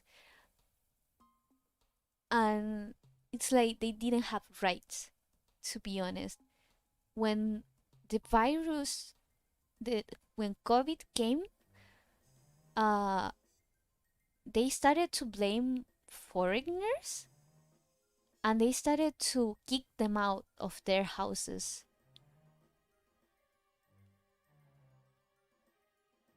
Like they had houses or they were living in apartments and they were kicked out because they were black and because the Chinese government was saying that black people had did bring COVID into China after the Chinese government had defeated the virus. If you tell me that's not racist, then I don't know what to say. And I'm saying it from the perspective that I've lived racism. I've been discriminated all my life because of how I look, because I'm Asian. When I was a kid, there was other kids that would throw things at me, that would not talk to me because I was Asian, that would tell that later on when we became friends, they would tell me that they didn't talk to me because they were afraid that I looked different. I have people, even adults, like squint their eyes or like make their eyes thinner with their fingers and mock at me and say weird sounds that sounded like Chinese to me, and those are heavily racist things that you could do to a person. And I, up until now, I never believed it was because humans were evil. I never believed that it was because people were born that way. Up until now, I still believe it's because of ignorance. It's because people don't know that that is wrong. It's not because humans are evil. Yeah, humans are evil. Everyone is. You are. I am. Everyone has a dark side inside of them. And it is important to recognize that everyone has a bad side inside of them. You have to recognize that human beings have the capacity of evil to become as bad as a Nazi German can get.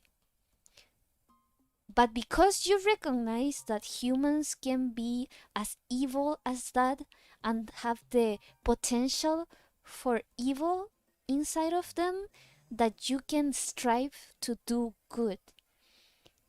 And if you don't recognize that all humans, regardless of race and gender, can be bad, then you cannot recognize that all humans, regardless of race and gender, can be good as well. So you have to look at yourself.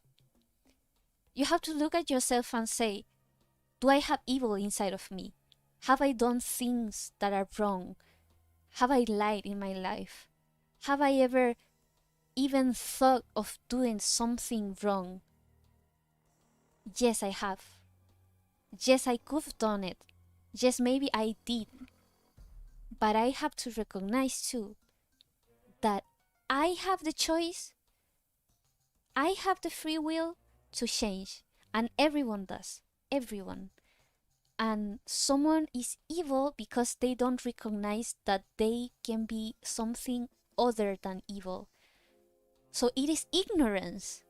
It is ignorance. It's not that everyone is bound to be bad because of the color of their skin, of gender.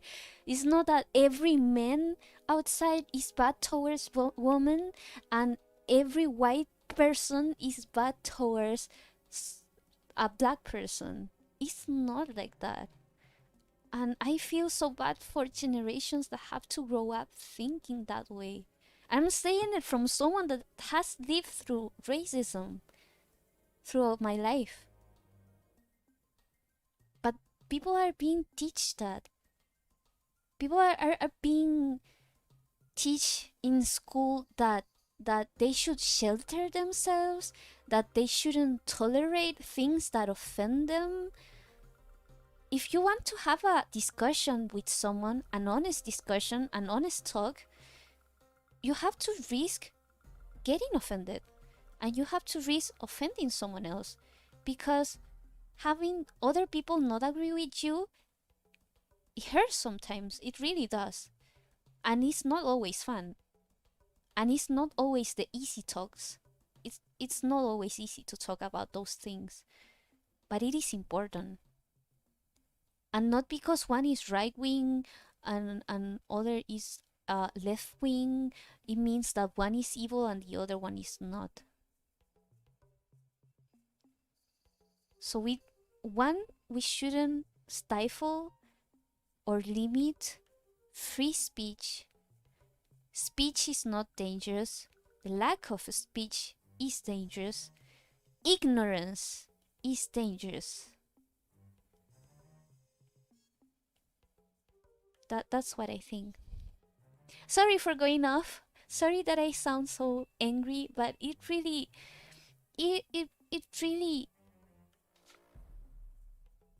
touches a sensitive spot, because I see how much suffering is right now, how much pain there is, how many people feel so angry towards one another for no reason whatsoever, because they believe they are evil. And people, not all people are evil. I have bad people in my life that are white, but I never thought that they were bad because they were white. They were bad because they individually, as a person, did wrong things.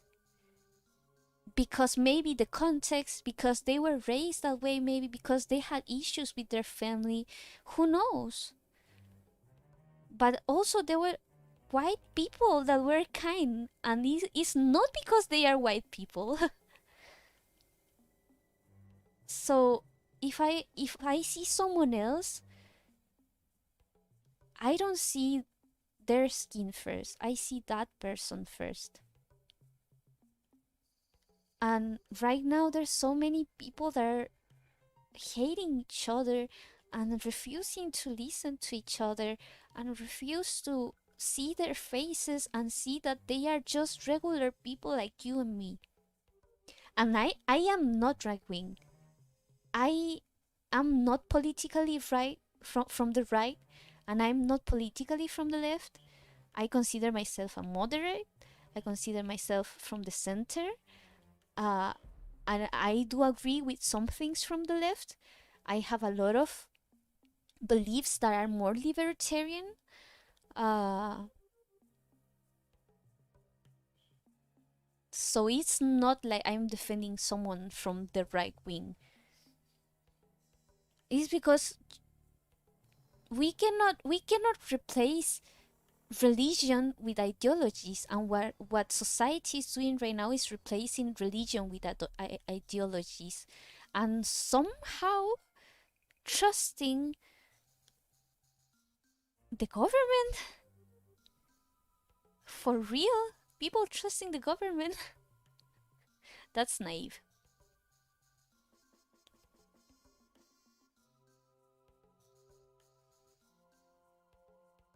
Like, why would you trust a candidate more than another? It doesn't make sense. Why would you believe someone that someone tell you and not question it, no matter who he is? You have to question all that you see, but to be able to question something that you see, you have to listen to it. And like I was saying, right now there's so much pain, and people are choosing to be angry with each other and hate each other and believe that humans are evil and there's nothing more to it, and not choosing to recognize that we all have evil inside of us and we all can change, because the beauty of human beings and the beauty of human existence as is that as much as as much as we have the great potential for the worst evil in this planet, we too inside of us have the potential to do great, to do a lot of good for this world. And people just don't refuse to see that.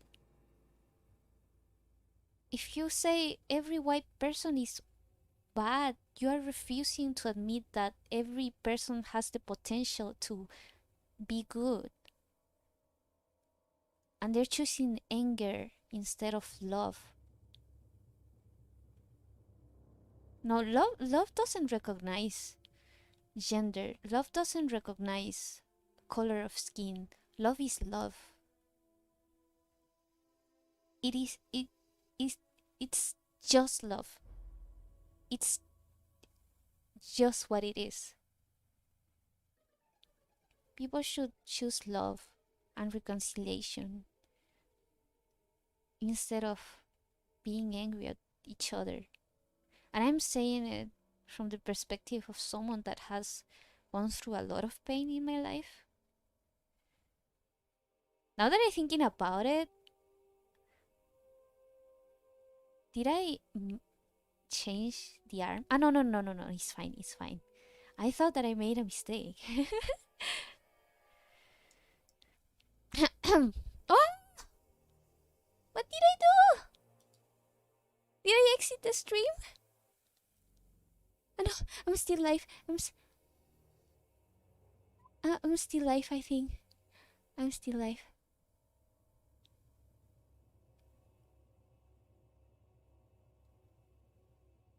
It's okay to be passionate about something that's not right. I mean, it'd be like that. Yeah, I'm just the kind of person that doesn't like injustice, and a kind of person that doesn't stand for things that are not right. And I cannot just shut up. Sometimes the easy path is just to shut up. But because of my personality, I'm someone that just cannot shut up.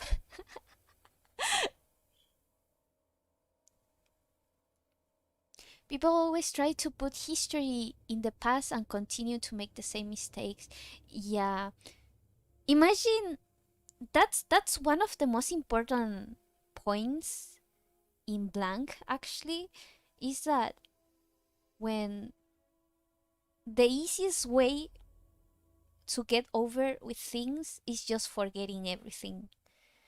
But forgetting things has consequences as well. If you forget the mistakes that were made in the past, you're bound to make the same mistake over and over again. Imagine if you couldn't remember that you got burned because you touched fire. Then you would keep touching it over and over again if you couldn't remember it. So it's the same for history. If we cannot remember the mistakes that were made in the past, we will keep repeating it over and over again. And history is cyclical. Well, it's more like a spiral because it does go up, but it repeats itself, but it goes up. So it's kind of a spiral, but it is bound to repeat itself. And if we don't learn from the mistakes of our ancestors, then we're bound to do the same thing over and over and over again. For example, censorship, a purge, asking people to burn books, asking people to do lists, having ban flights. Imagine people that are regular people, Trump supporters, aren't allowed to be in flights right now. They are kicking people out of airplanes and refusing to let them get in the planes because they are just Trump supporters. Imagine that. Imagine that. It's awful. Humanity shouldn't be like that. Humans are not about that.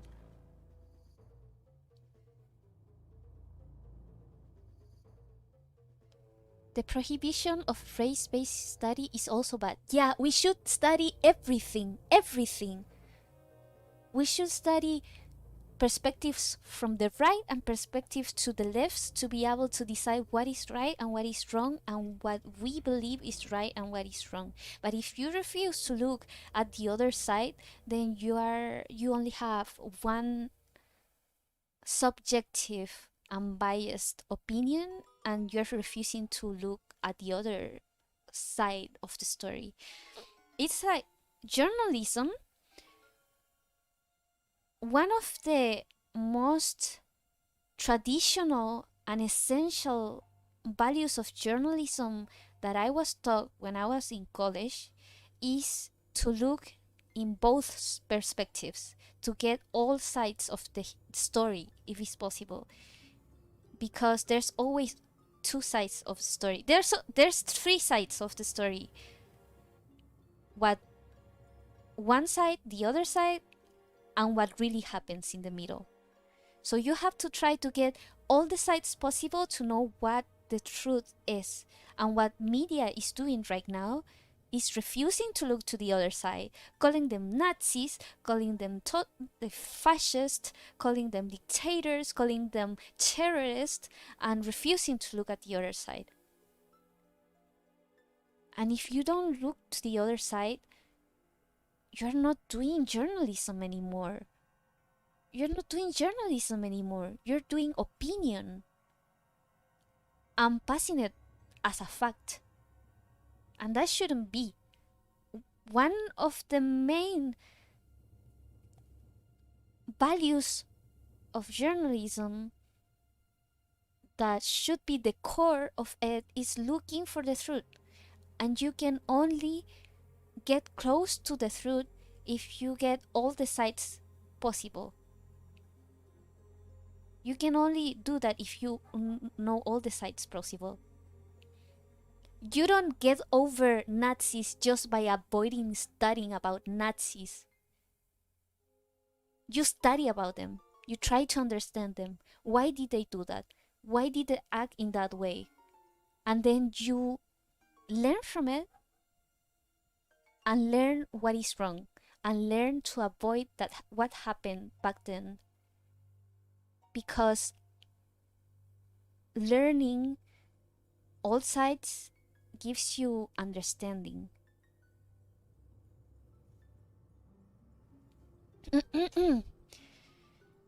So yeah.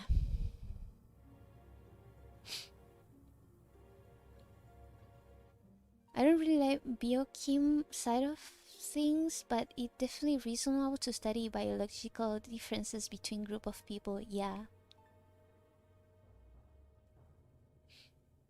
There's too much ignorance in this world. But the thing is, we will always have ignorance in this world, because the more you know things, the more you realize the less you know. That the more you learn, the more you know that you don't know anything. So there's always going to be ignorance. We cannot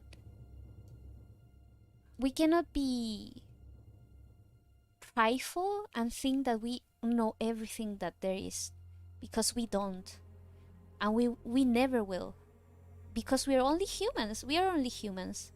But it doesn't mean that it is a lost cause, because it doesn't mean that because I know that I will never know everything, that I will give up in trying to know, right? So yeah, there's ignorance in this world, but we can fix that. We can work in that, and we will never achieve perfection. We will never achieve a world where everyone knows everything, because that's just utopia. You cannot compare history with utopia. You have to compare history and human beings to the past, not utopia. Yeah, we can try to achieve an ideal, but you cannot compare it with that ideal. You have to compare it with the past. It's like when people get so depressed because they compare themselves to other people. Probably most people have experienced this, that they compare themselves to other people. I've been depressed a lot of times because of that too, because I compare my journey to other people and I feel that like I've done nothing, or I'm not talented enough, or why cannot I be like this other person. But we shouldn't compare ourselves to others. We should compare to the people that we were yesterday, to the people that we were in the past, not other people, because everyone has their own journey, everyone has their own suffering.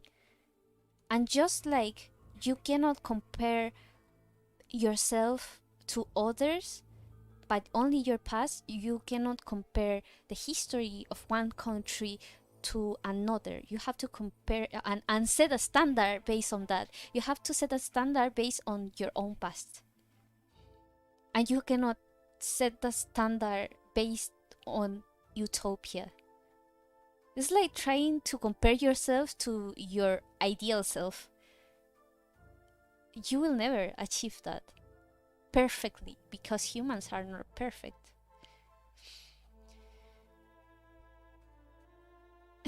I could be a preacher. I don't know.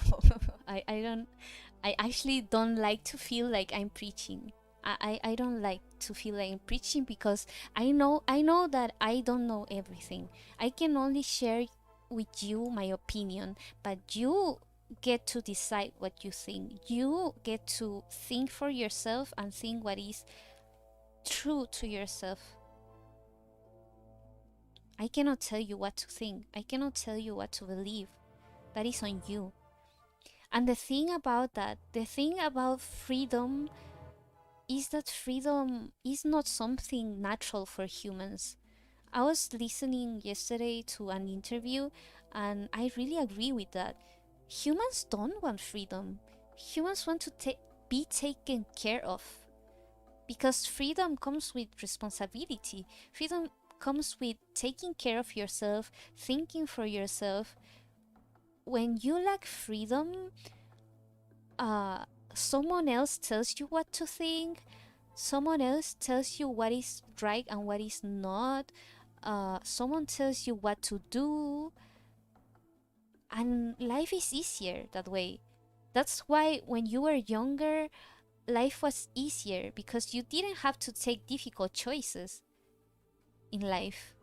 But when you grow up, you realize that being adult and having more freedom is actually more difficult because you have to take responsibility of your time, you have to take responsibility of getting an income for yourself.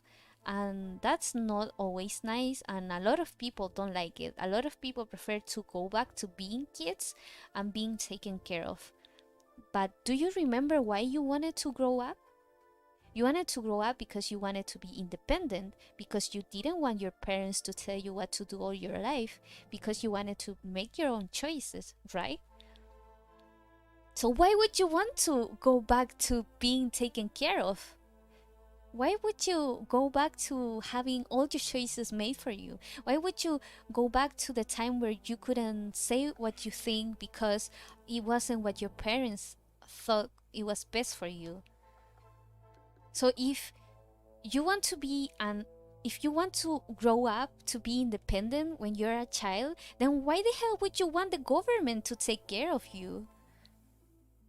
Would you trust the government to know what is best for you? No. The heck no. The heck no. I don't trust the government. I know what is best for myself. So no. People that want the government to take care of themselves don't are naive, because they don't know that They just want power. In the government, they just want power. And they get to choose what is best for you. And sometimes what they think that is best for you is not really what's best for you. For example, communist China or communist Russia, they would think that doing the cruelties that they did, it was best for the people. Hitler thought that getting rid of Jews was the best for humanity, and it is not. You cannot get to trust. You shouldn't trust all the governments that they are, because one could be good, but then the next one be good? And if you already disagree with your parents, then the more with a central power that you are so disconnected with. Because at least if it was your parents, then you know that they do it because they are your parents. But it also comes from the naivety of believing that every adult figure with power is good. And it is not. And I had to learn it in the bad way, because for a long time I struggled thinking, why am I not enough for my mom? Why, no matter how much work I put into it, why she's not she's never happy with me, and why she doesn't love me, and why she doesn't give me love, and why she is so disappointed in me, even though a lot of people tell me that my mom should be proud of me. Why? And then I realized, because she's only human.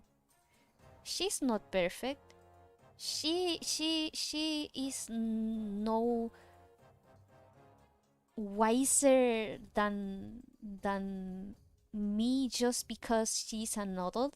She could be wiser because she's older, but she's not perfect. And the realization that parents are not perfect is a process of growing up. And sometimes it's hard to accept that, because when you're a child, that's what you believe, and it makes you feel safe. It makes you feel safe that the person that is above you know what they are doing. But the reality of things is that people that are above of us, they are just humans. They make mistakes. Not always they know what they are doing. Maybe they can believe that something is the best for us, and a lot of times it is not, but it is their reality and is what they believe. And they can make mistakes because they are humans, just as ourselves can make mistakes just because we are humans.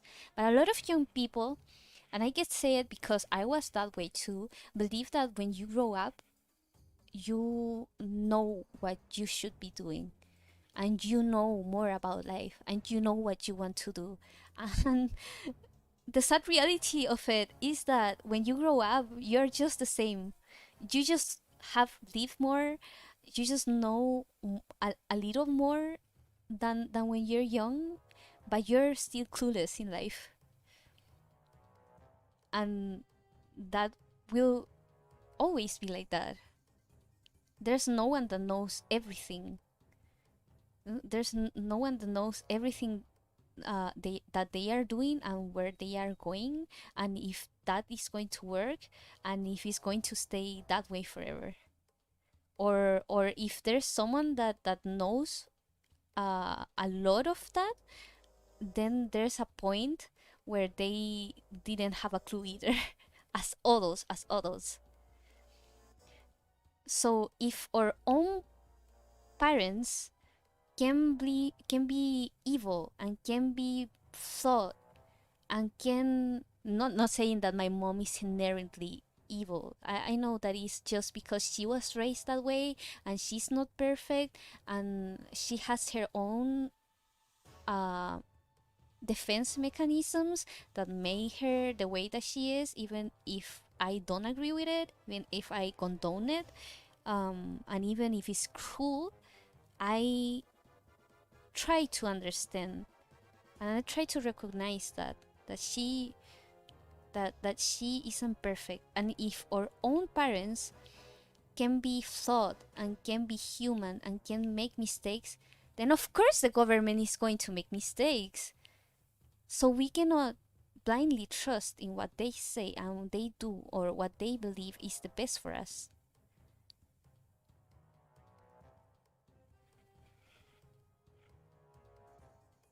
I'm really late with the chat. Imagine trusting the government. Yeah.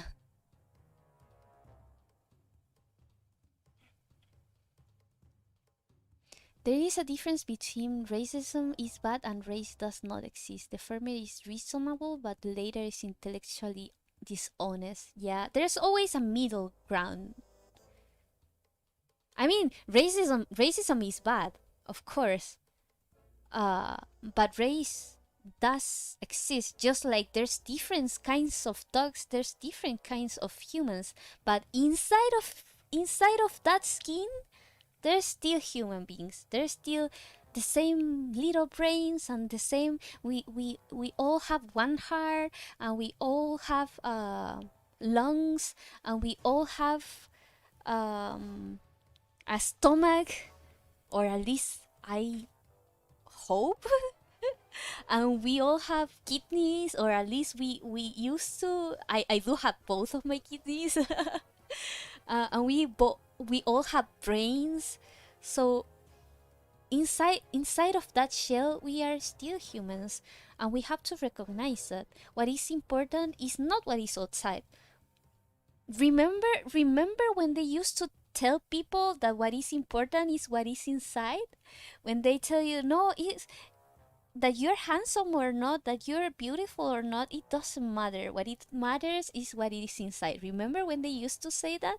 Then you can apply that the same for the color of your skin. It doesn't matter what is outside.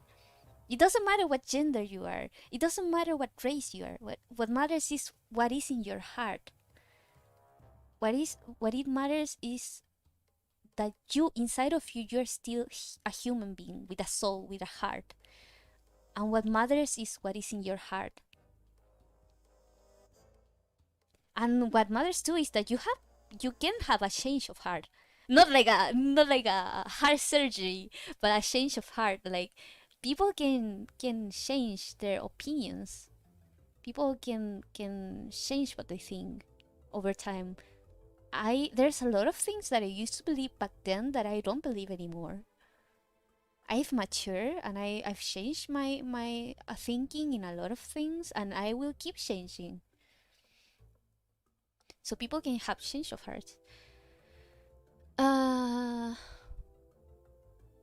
by labeling 75 million people terrorists and stripping away their rights, it won't end very well. Yeah, when you silence people and when people feel like they don't have a way to speak, it is bound to get bad. It is bound to get bad. It'll get bad, because if you cannot reason with words, you're going to see violence, and we don't like violence.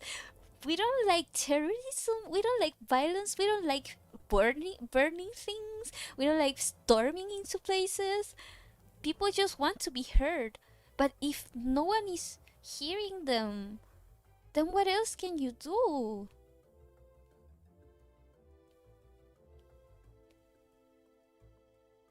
For real, if everyone is refusing to hear you, what else is people going to do? And we don't want things to turn violent. So when you're censoring people, a lot of people are going to get angry, and a lot of people will feel hopeless.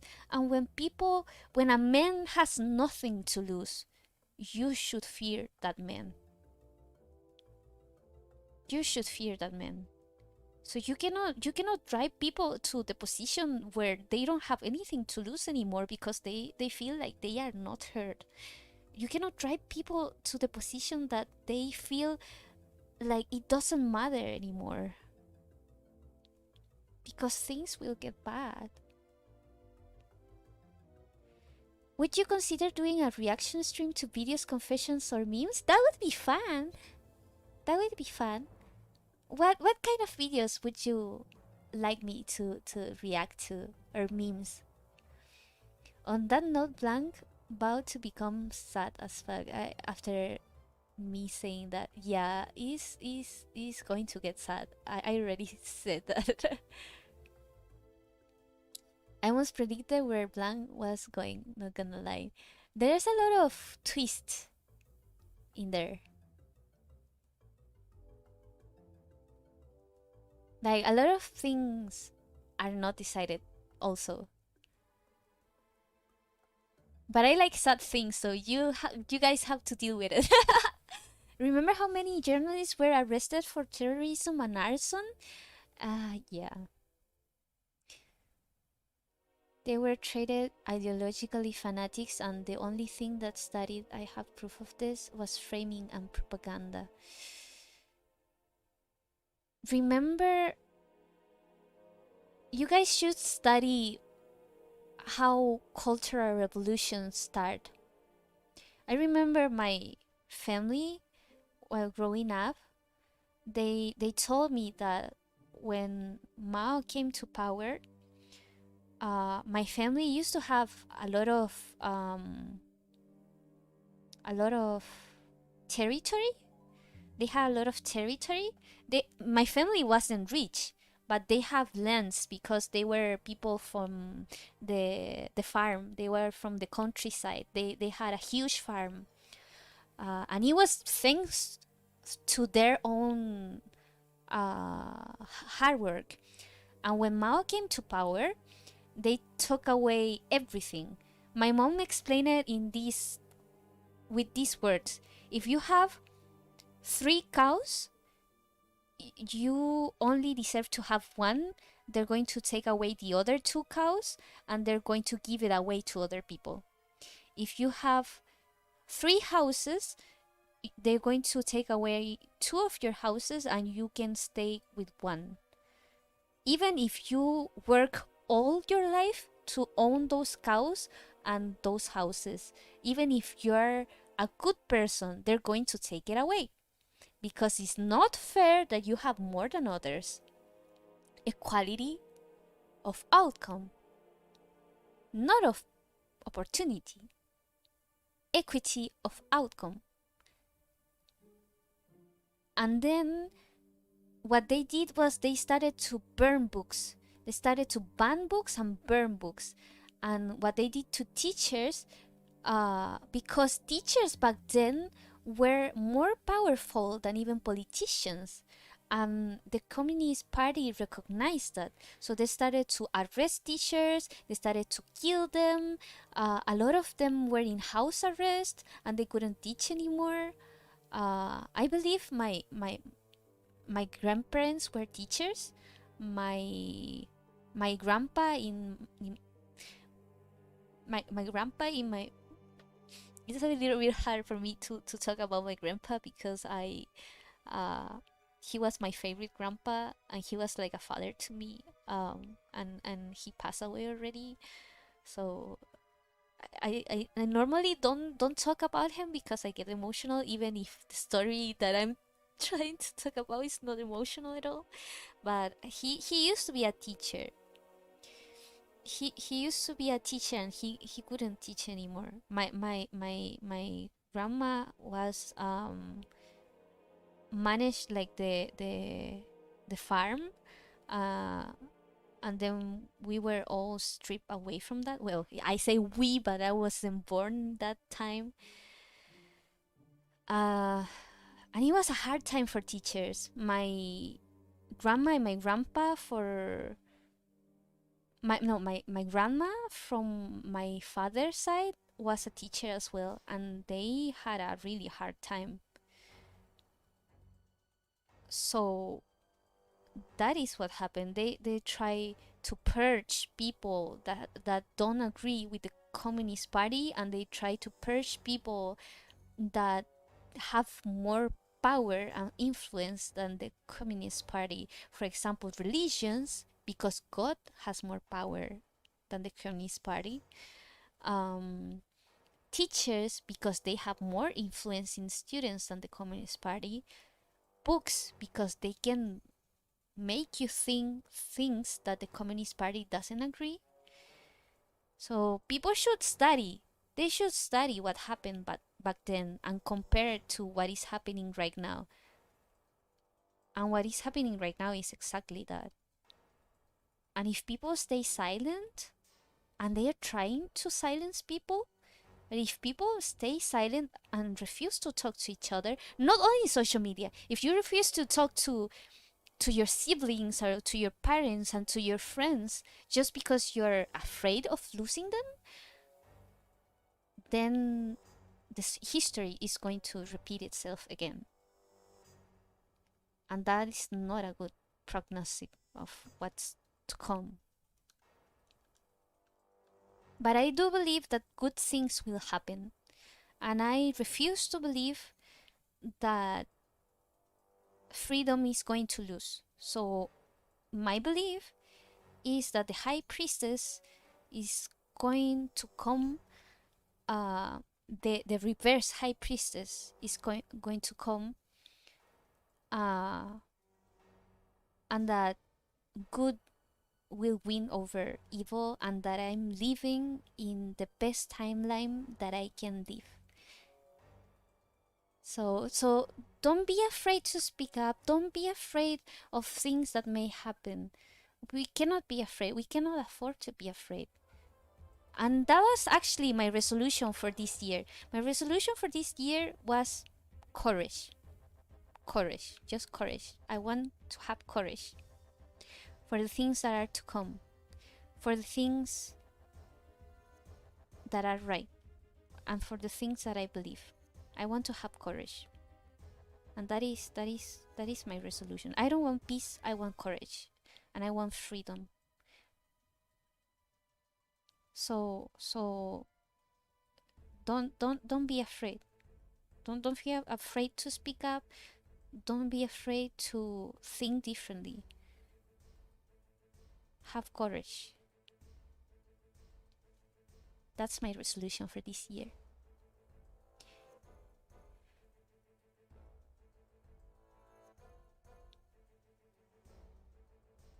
Uh, the danger of socialism is that it promises utopia, that the allure of social utopia is too strong to make the ideology fall out of favor. But the thing that people don't recognize about utopia is that in order for utopia to work, human beings must be good and perfect.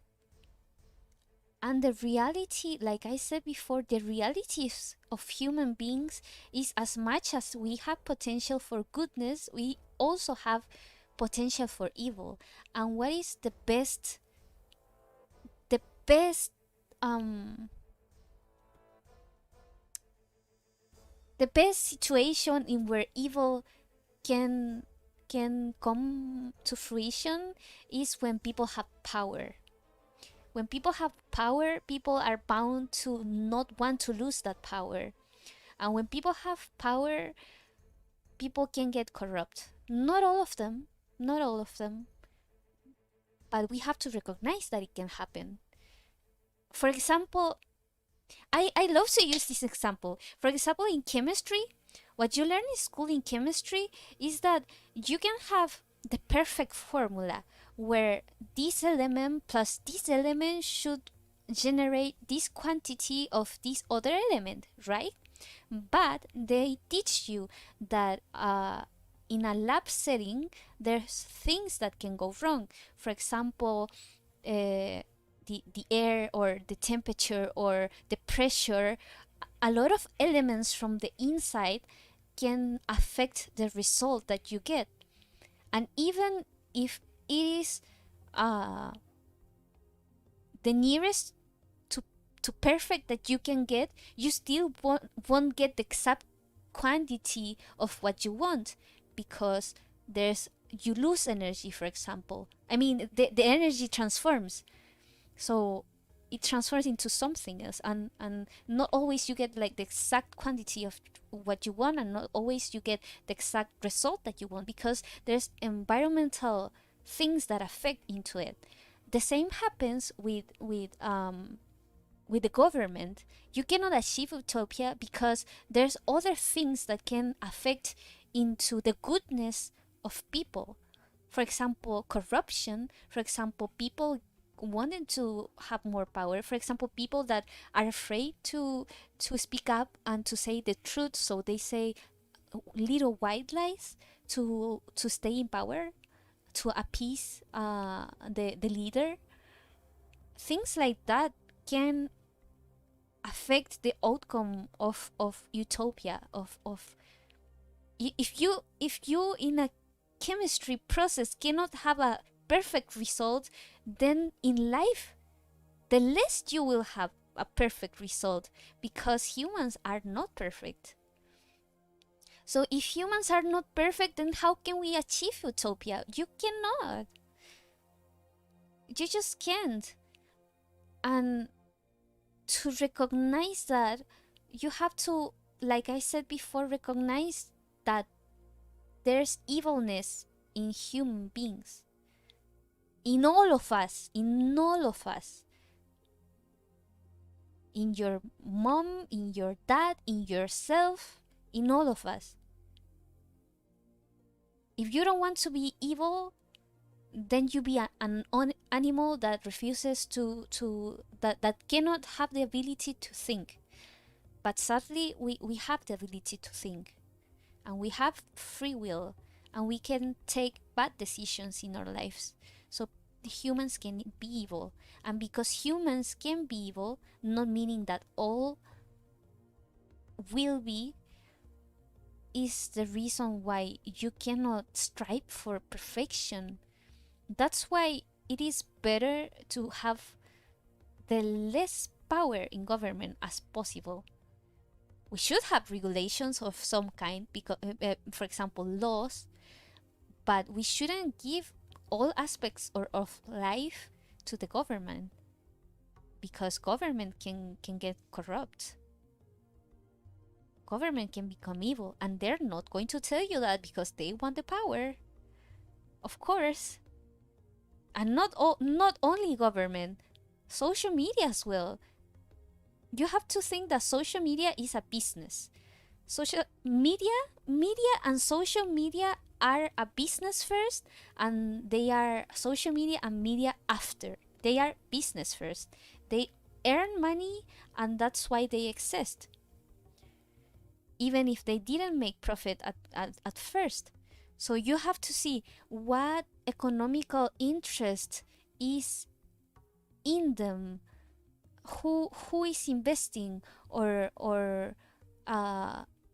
where are they investing, and then you can see if they are biased or not. Where does the money come from?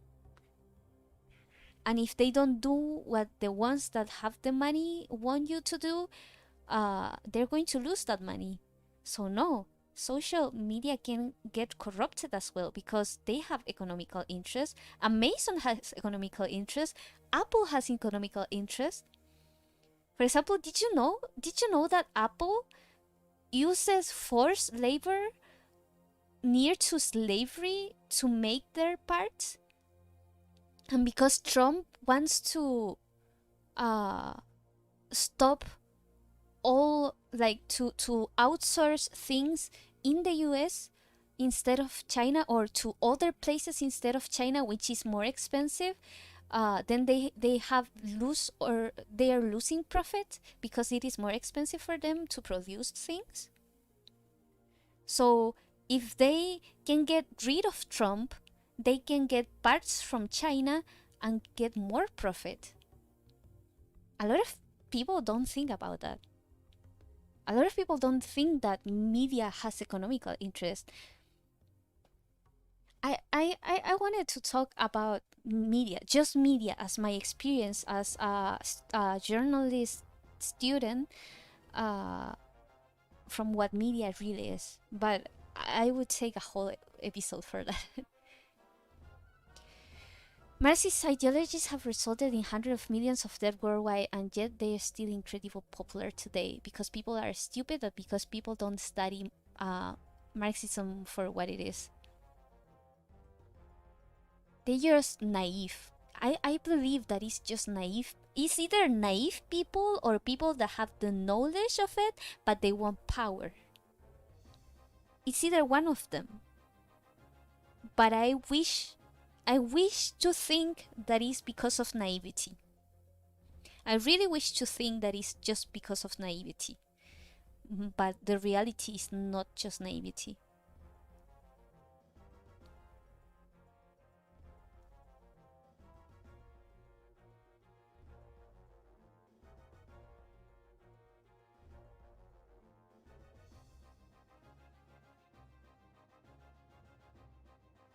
Yeah, the concept of good and evil is based on morality, and it can change. What is correct and right for one person, it could be wrong for another person. But there's things that are inherently evil that we can all come to an agreement that they are evil. Hello, Han Akihiko. Yahoo! We can come all to the agreement that certain things are evil. For example, the abuse of children is evil. We can come to an agreement that the abuse of children is evil. We can come to agreement that violence is evil. That is bad.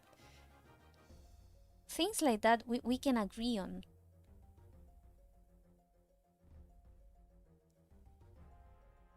I'm trying to see if there's like a place that needs like more shadow. So there's things that we can all agree on that are good or are evil. Of course, there's societies that wouldn't agree, and there's people that wouldn't agree. But I think, as a concept of normal human decency, we should be able to agree in things like uh, trafficking is bad, for example.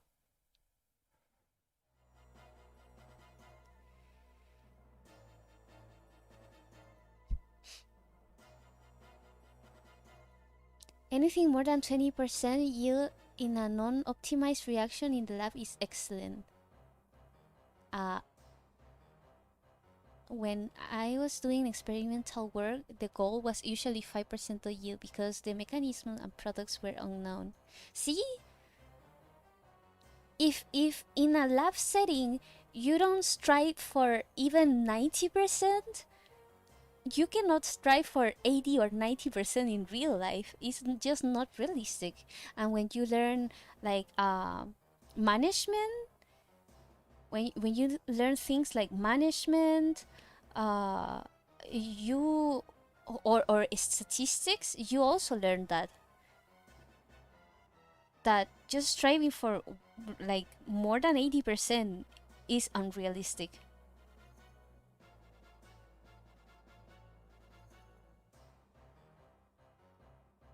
And for socialism and communism to work, it has to work um, at least 80%, I would say.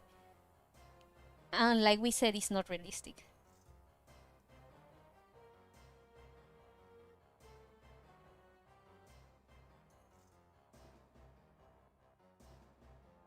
Plus, for example, think about Marxism.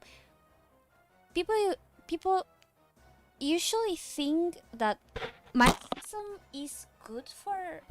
Sorry, my my mic. People would think, for example, that the ones that have more should give to the ones that have less, right? Because as a concept, it sounds kind, it sounds good, it sounds generous, it sounds morally good, right? But when you apply that to yourself, you yourself have more than someone else. But if you yourself are struggling and you have to give that to someone else, would it be fair for yourself? If you work the hell out of yourself, the hell out of you, and the other person doesn't work? For example, I saw it in a video that was about great. They were talking to people in universities. For example, let's say that that we will have equality of outcome in universities or in schools. Let's say that. Then you study the hell out of yourself. You use your free time to study, and you put on the work, which is good, to get good grades, right? And there's always going to be people in school that don't do anything to get good grades and then complain that they have bad grades, right? Then if we have equality of outcome, then everyone should get around the same marks, around the same grades, around the same GPA. Then would you yourself give part of your GPA to someone else just because we want it to be fair in outcome? I wouldn't, because I remember studying a lot in school, and I remember a lot of kids that wouldn't study at all and would only want to copy. I wouldn't mind if anyone wanted to copy me, but I would love to for them to ask me and then to thank me instead of just copying all my work and then ignoring me for the rest of the year. So if you wouldn't share your own hard work in studies, then why would you share your own hard work in income? Especially if you don't have enough to spare. I I believe in it. If you have enough to spare, so you can give freely, and it is your choice to do so.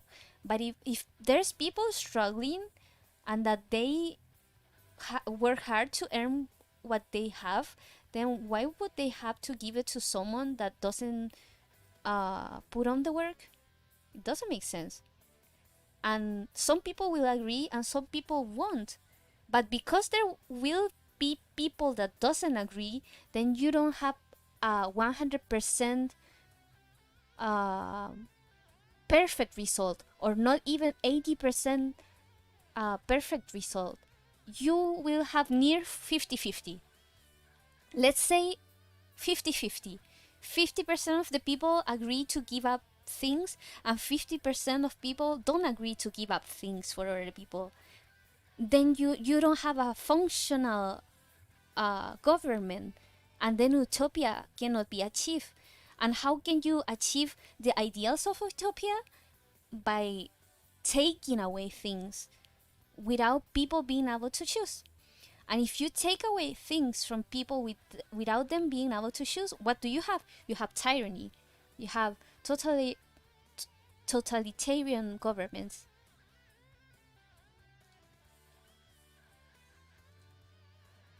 And then you have fascism, and you have socialism, and you have communism as you see it.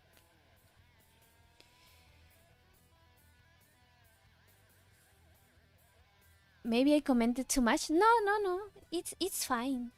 We love conversations. They don't mention how some people end up with more. Yeah, they don't mention that you can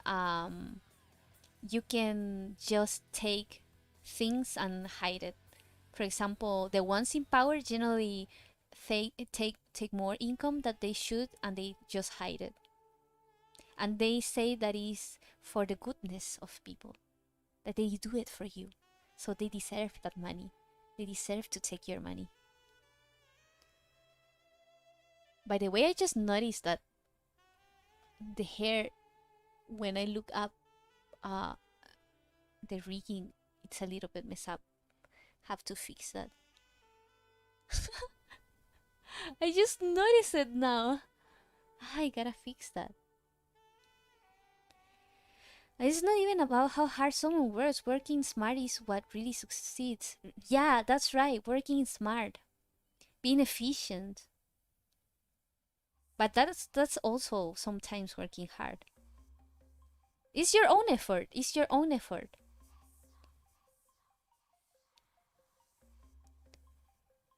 To be honest, this whole rich people give to poor mentality is also that fuels the rampant systematic anti-white racism in North America and Western Europe. I mean, the ideal is that those that have more would be willing to give to those that have less. It's the ideal, but we don't always have the ideal.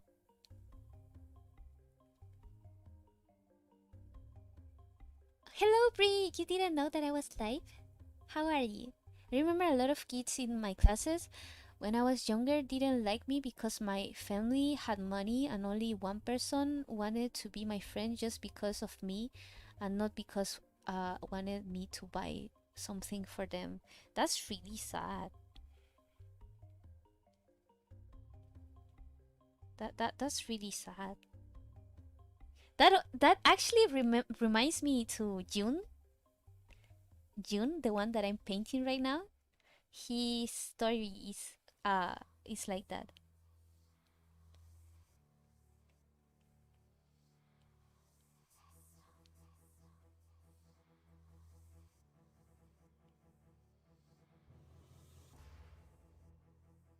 The world is really like this. Yeah, the world is not perfect.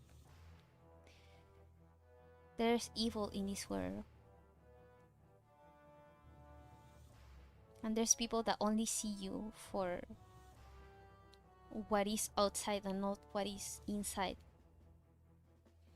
For example, for me, I still don't know a lot of times if people that I've seen in the past were with me because I was Asian or because they really liked me. Or a lot of people would approach me and I wouldn't know if they would approach me because I was Asian or because what I was. And that's kind of sad because the reality of people is that people only want to be seen by what they really are. Like I am more than just Asian, and Frank is more than the money of his parents. What is important is what is inside, not what it means to be to come from a certain background, to have a certain color of skin or anything like that.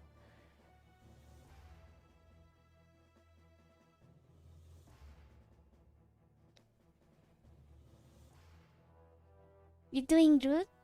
That's great. I'm happy for you. How am I? I'm tired. I'm tired. But I have to finish the episode.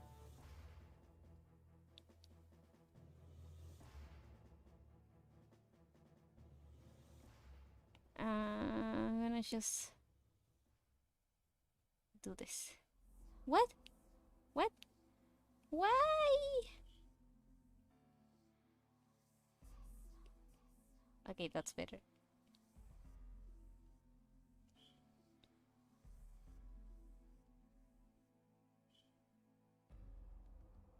The key is not to tell others how much money you have, but sometimes you cannot avoid it. Sometimes it's not that you tell, but because they can tell, or because someone else knows and passes it around, or if it's like appearance wise, is what they see, so you cannot just put on sunglasses to go to school.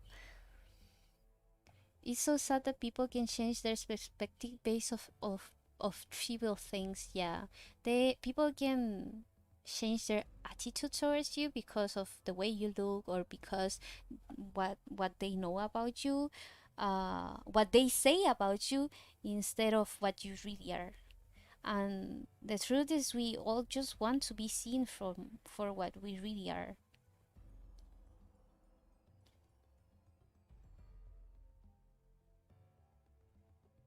For example, that's the reason that I became a VTuber because, as some of you may know, I try to stream with my face, with my camera face, openly, but I just couldn't stand it because I like I said before, I have struggles in the past where I was never sure if people liked me because of the way that I looked, or I mean, if they liked my art because of the way that I look, or if they liked my art because of what it is. If they read my comic because of what it is, not because of how I look. And that has always given me a lot of anxiety. It's not something that happens like every day, but you know, when you are feeling low, then you start questioning things that when you are fine, you don't question. Um, or that you do have anxiety about it, but you can be strong about it. But when you are not in a good mental and headspace, uh, you are not strong enough to refuse those thoughts, or you're more. It is easier for you to believe in those negative, in that negative self-talk. So that's why I prefer like to be a VTuber, because I can just be whoever I want, and people can stay and chat with me if they like me for me, not because of how I really look like in real life.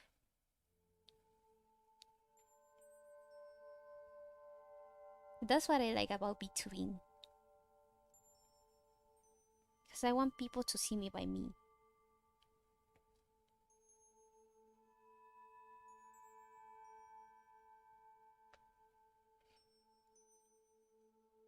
What did I miss? I didn't, but my parents want me to wear expensive designer clothes, so it was hard to hide. Yeah, it's hard to hide when it's that case.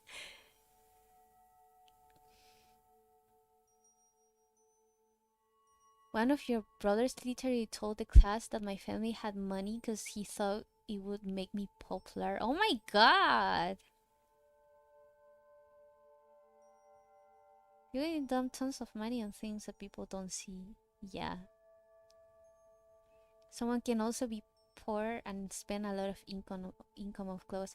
Actually, people that are poor or that are like new rich people are tend to spend more money in things that are superficial more than things that are more valuable. For example, don't tell my mom that I told you this, but for example, her boyfriend, well, not that she would understand because I'm speaking in English, but for example, her boyfriend sh- uh, didn't used to have a lot of money when he first came to know my mother, my mother. And when he started to date my mom started to give him expensive gifts, even if she didn't do the same for us that were her kids. Um, and and then he started like to help my mom in her business. Wait. And then he started to help my mom in her business and stuff, and started like earning money with her. Um, and then he started to buy expensive clothing, expensive watches, big cars with big wheels, everything big, so that people could know that he had money, so that he could prove others that he had money. And it's like, what's the point? So again, the lesson of it is that always what is important is what is inside.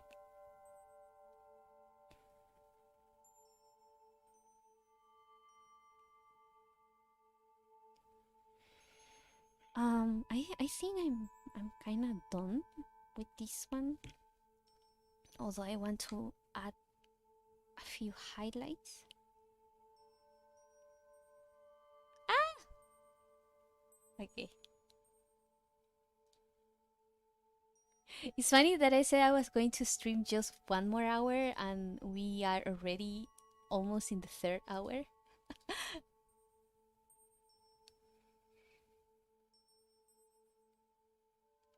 You got this.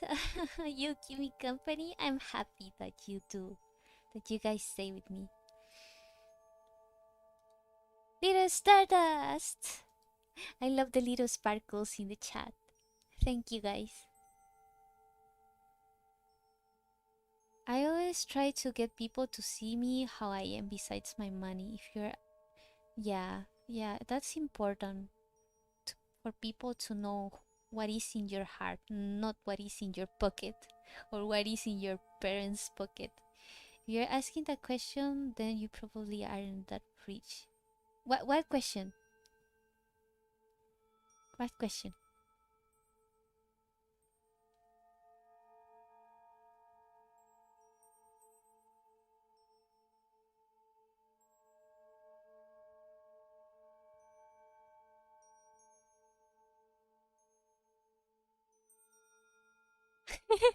What are you guys talking about? I don't get it anymore. I'm sleepy.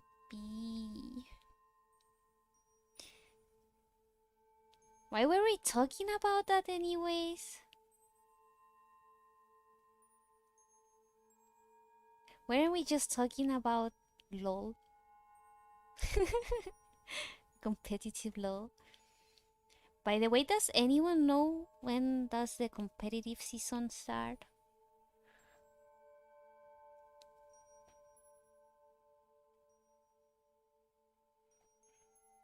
Wait.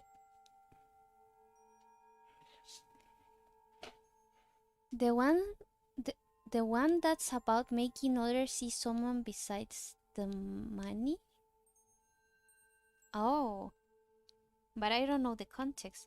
What the heck? My phone was like 10% 5 seconds ago and I connected my phone and now it's 1%. What? What?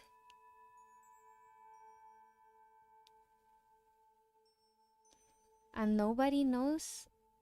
Well, people can know if they know your family, or people can know if someone else tells them. So there's a way for other people to know. For example, if someone in your class knows your family, then they can tell others. Or if, for example, your family had one person that was like really recognizable or famous, they will know because of that too. Or if it was like a famous last name or family in the neighbor, they would know in that way too. So there's a lot of ways in that people can know about you. I was trying to look for something on my phone and then suddenly I just forgot. What did I want to do? What was I going to? I was checking when does the League of Legends European Championship start? When does LEC? Or no. LEC 2020. 2021. It's 2021. When does spring season start? The 22. Is 22 the next week? League of Legends European Championship start next week. Fun. I'm so excited. I'm excited because Reckless is now in G2. But I'm sad because Bergs is not in G2 anymore.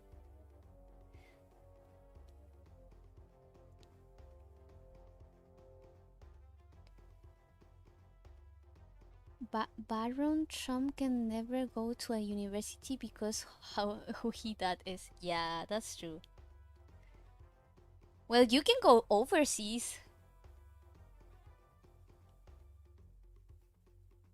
Like for example, if you go to a nation overseas school, they are less it is a little bit less possible that they would know who you are, and if they ask you, you can just say no, no, that's just someone that is called like me. I'm a different person. You would be lying, but it would not be with bad intentions. Imagine being a prince, like Prince Williams and Prince Harry. They grew up being princes, and it's like people don't see them by who they are, they see them because they are royalty. It must be really sad. Like, do you would ask, do they like me because I'm royalty, or do they like me because I am a good person?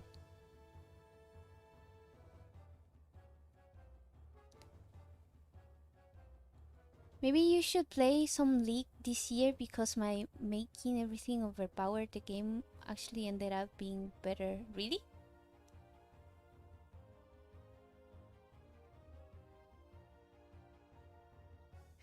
People just see him as a clown? Well, I don't see him as a clown, but I see him as a kinda immature person for his age.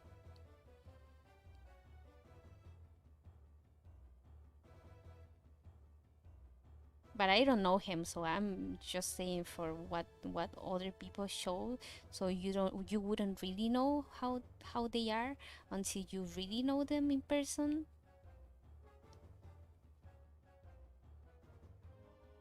But just based in what they appear in TV, they look like immature person.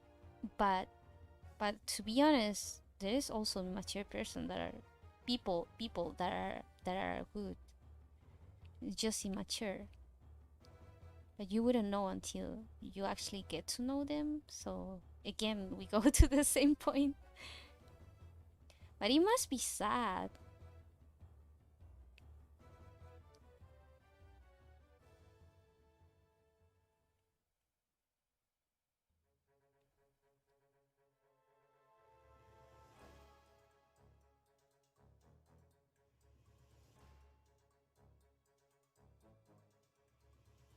Hmm, maybe I would add multiply.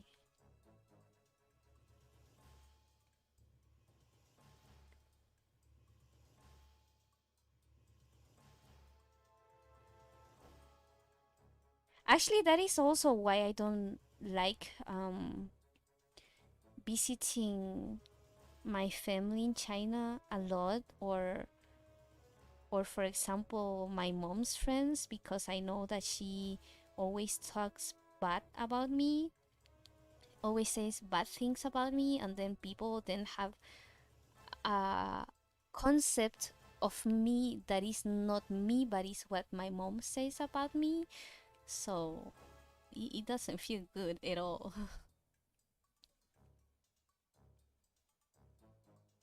So I guess it would be like that, but in a great scale.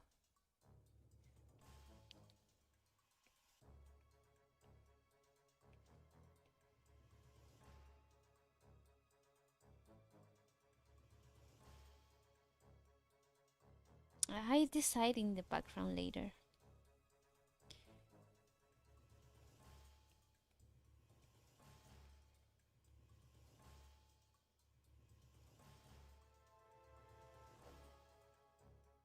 I just decide in the background later.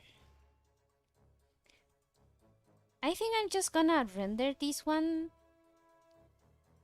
and end the stream, because because I wanna go to the bathroom to do number one. Not that I need to end the stream because I need to do number one, but that since I said that I was just going to stream 1 more hour, and now we are already 3 hours, and I just wanted to stream 2 hours.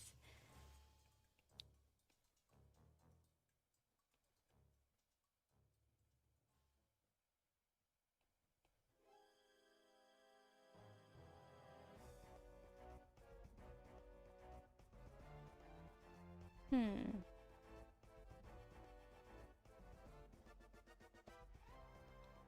Hmm.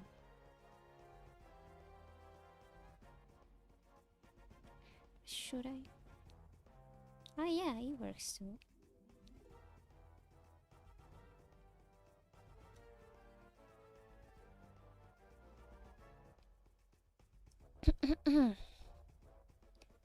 The dead of chat. Because this stream has been 1 hour of drawing and 2 of political and emotional stuff. Well, in the middle of the drawing, in the middle of talking, I still kept drawing, so. Compared to yesterday, I've been doing more. Even though yesterday we were just talking about random stuff, I feel like I've done more today for some reason. Cause we've been 3 hours and I'm already almost done with the page. Uh, so yeah.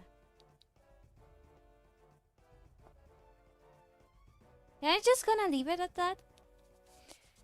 The good thing is that some people I know, and even myself, probably aged 10 years in the last 6 months, we grow the most when we go through dark times in our lives.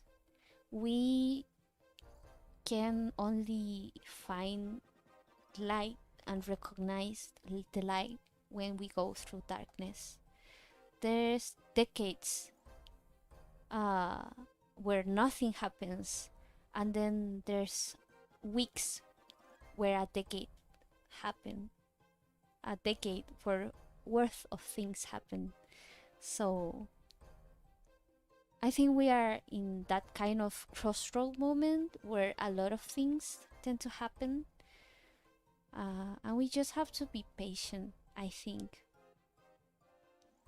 I think, but I think good things are coming. So keep the faith, stay in the light, speak your truth, speak the truth, um, and believe that things are going to be good, at least in your life.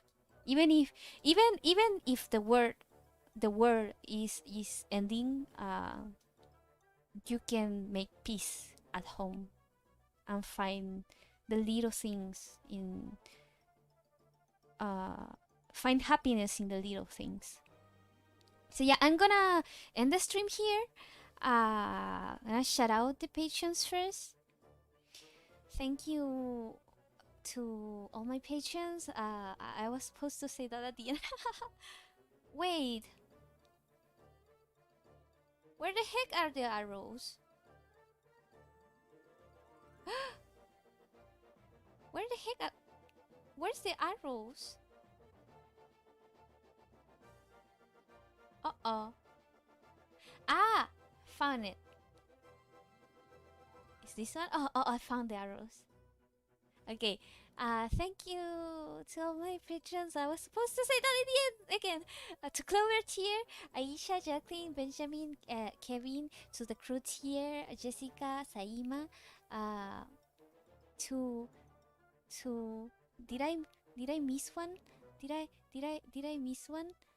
To Luthier, Angelica, Anija, Ariana, Claude, Daria, Glily. I have to Google how to say that. Helen, Ida, Jacqueline, Kate, Kelsey, Lina, Marcel, Savannah, Sydney, Tisha, and Vixie, Leslie, Juntier, Eva, Bonafide Chuck, Nina, For Nina Tier, Amy, Audrey, Midnight, and Frank, and for No Clover Tier to IR. So thank you so much, everyone, for coming to today's stream. Even if we had some heavy topics, I had a lot of fun talking. I feel that conversation is important, more so right now. So we should be speaking up and we should be talking to people even if we don't agree with them. You can find out that you are wrong, and or they can find out that they are wrong, or they can find a middle ground. That can only be done. What's with that music?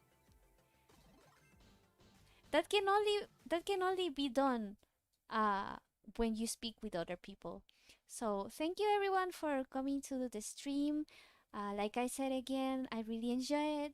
If you enjoyed it as well, even if it was some heavy topics in the middle, please subscribe and turn on the notification bell.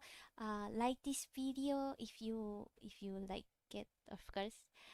If you want to read my webtoon blank that I was drawing today, or my other webtoon Soul, you can find it in the links in the description. Or follow me on social media to keep up with me outside of the streams. Again, links are always in the description. And thank you to all my patrons once again for allowing me to keep streaming and making comics for a living. If you want to support me on Patreon, you can also find the link in the description. If not, it's fine. But just watching helps me out a lot. And I also enjoy it a lot when you guys are here, and you can share it with your friends if you enjoy it as well. So, um, anyways, thanks for coming. I'm gonna be streaming tomorrow. Hyrule Warriors. I we maybe would be able to finish it. I don't know yet. But hopefully we can. So yeah, see you tomorrow, and thanks for coming. Have a nice day, morning, evening, afternoon, night, wherever you are. Eat your meals. Take care. And see you soon, Stardust. Bye bye. Bye bye.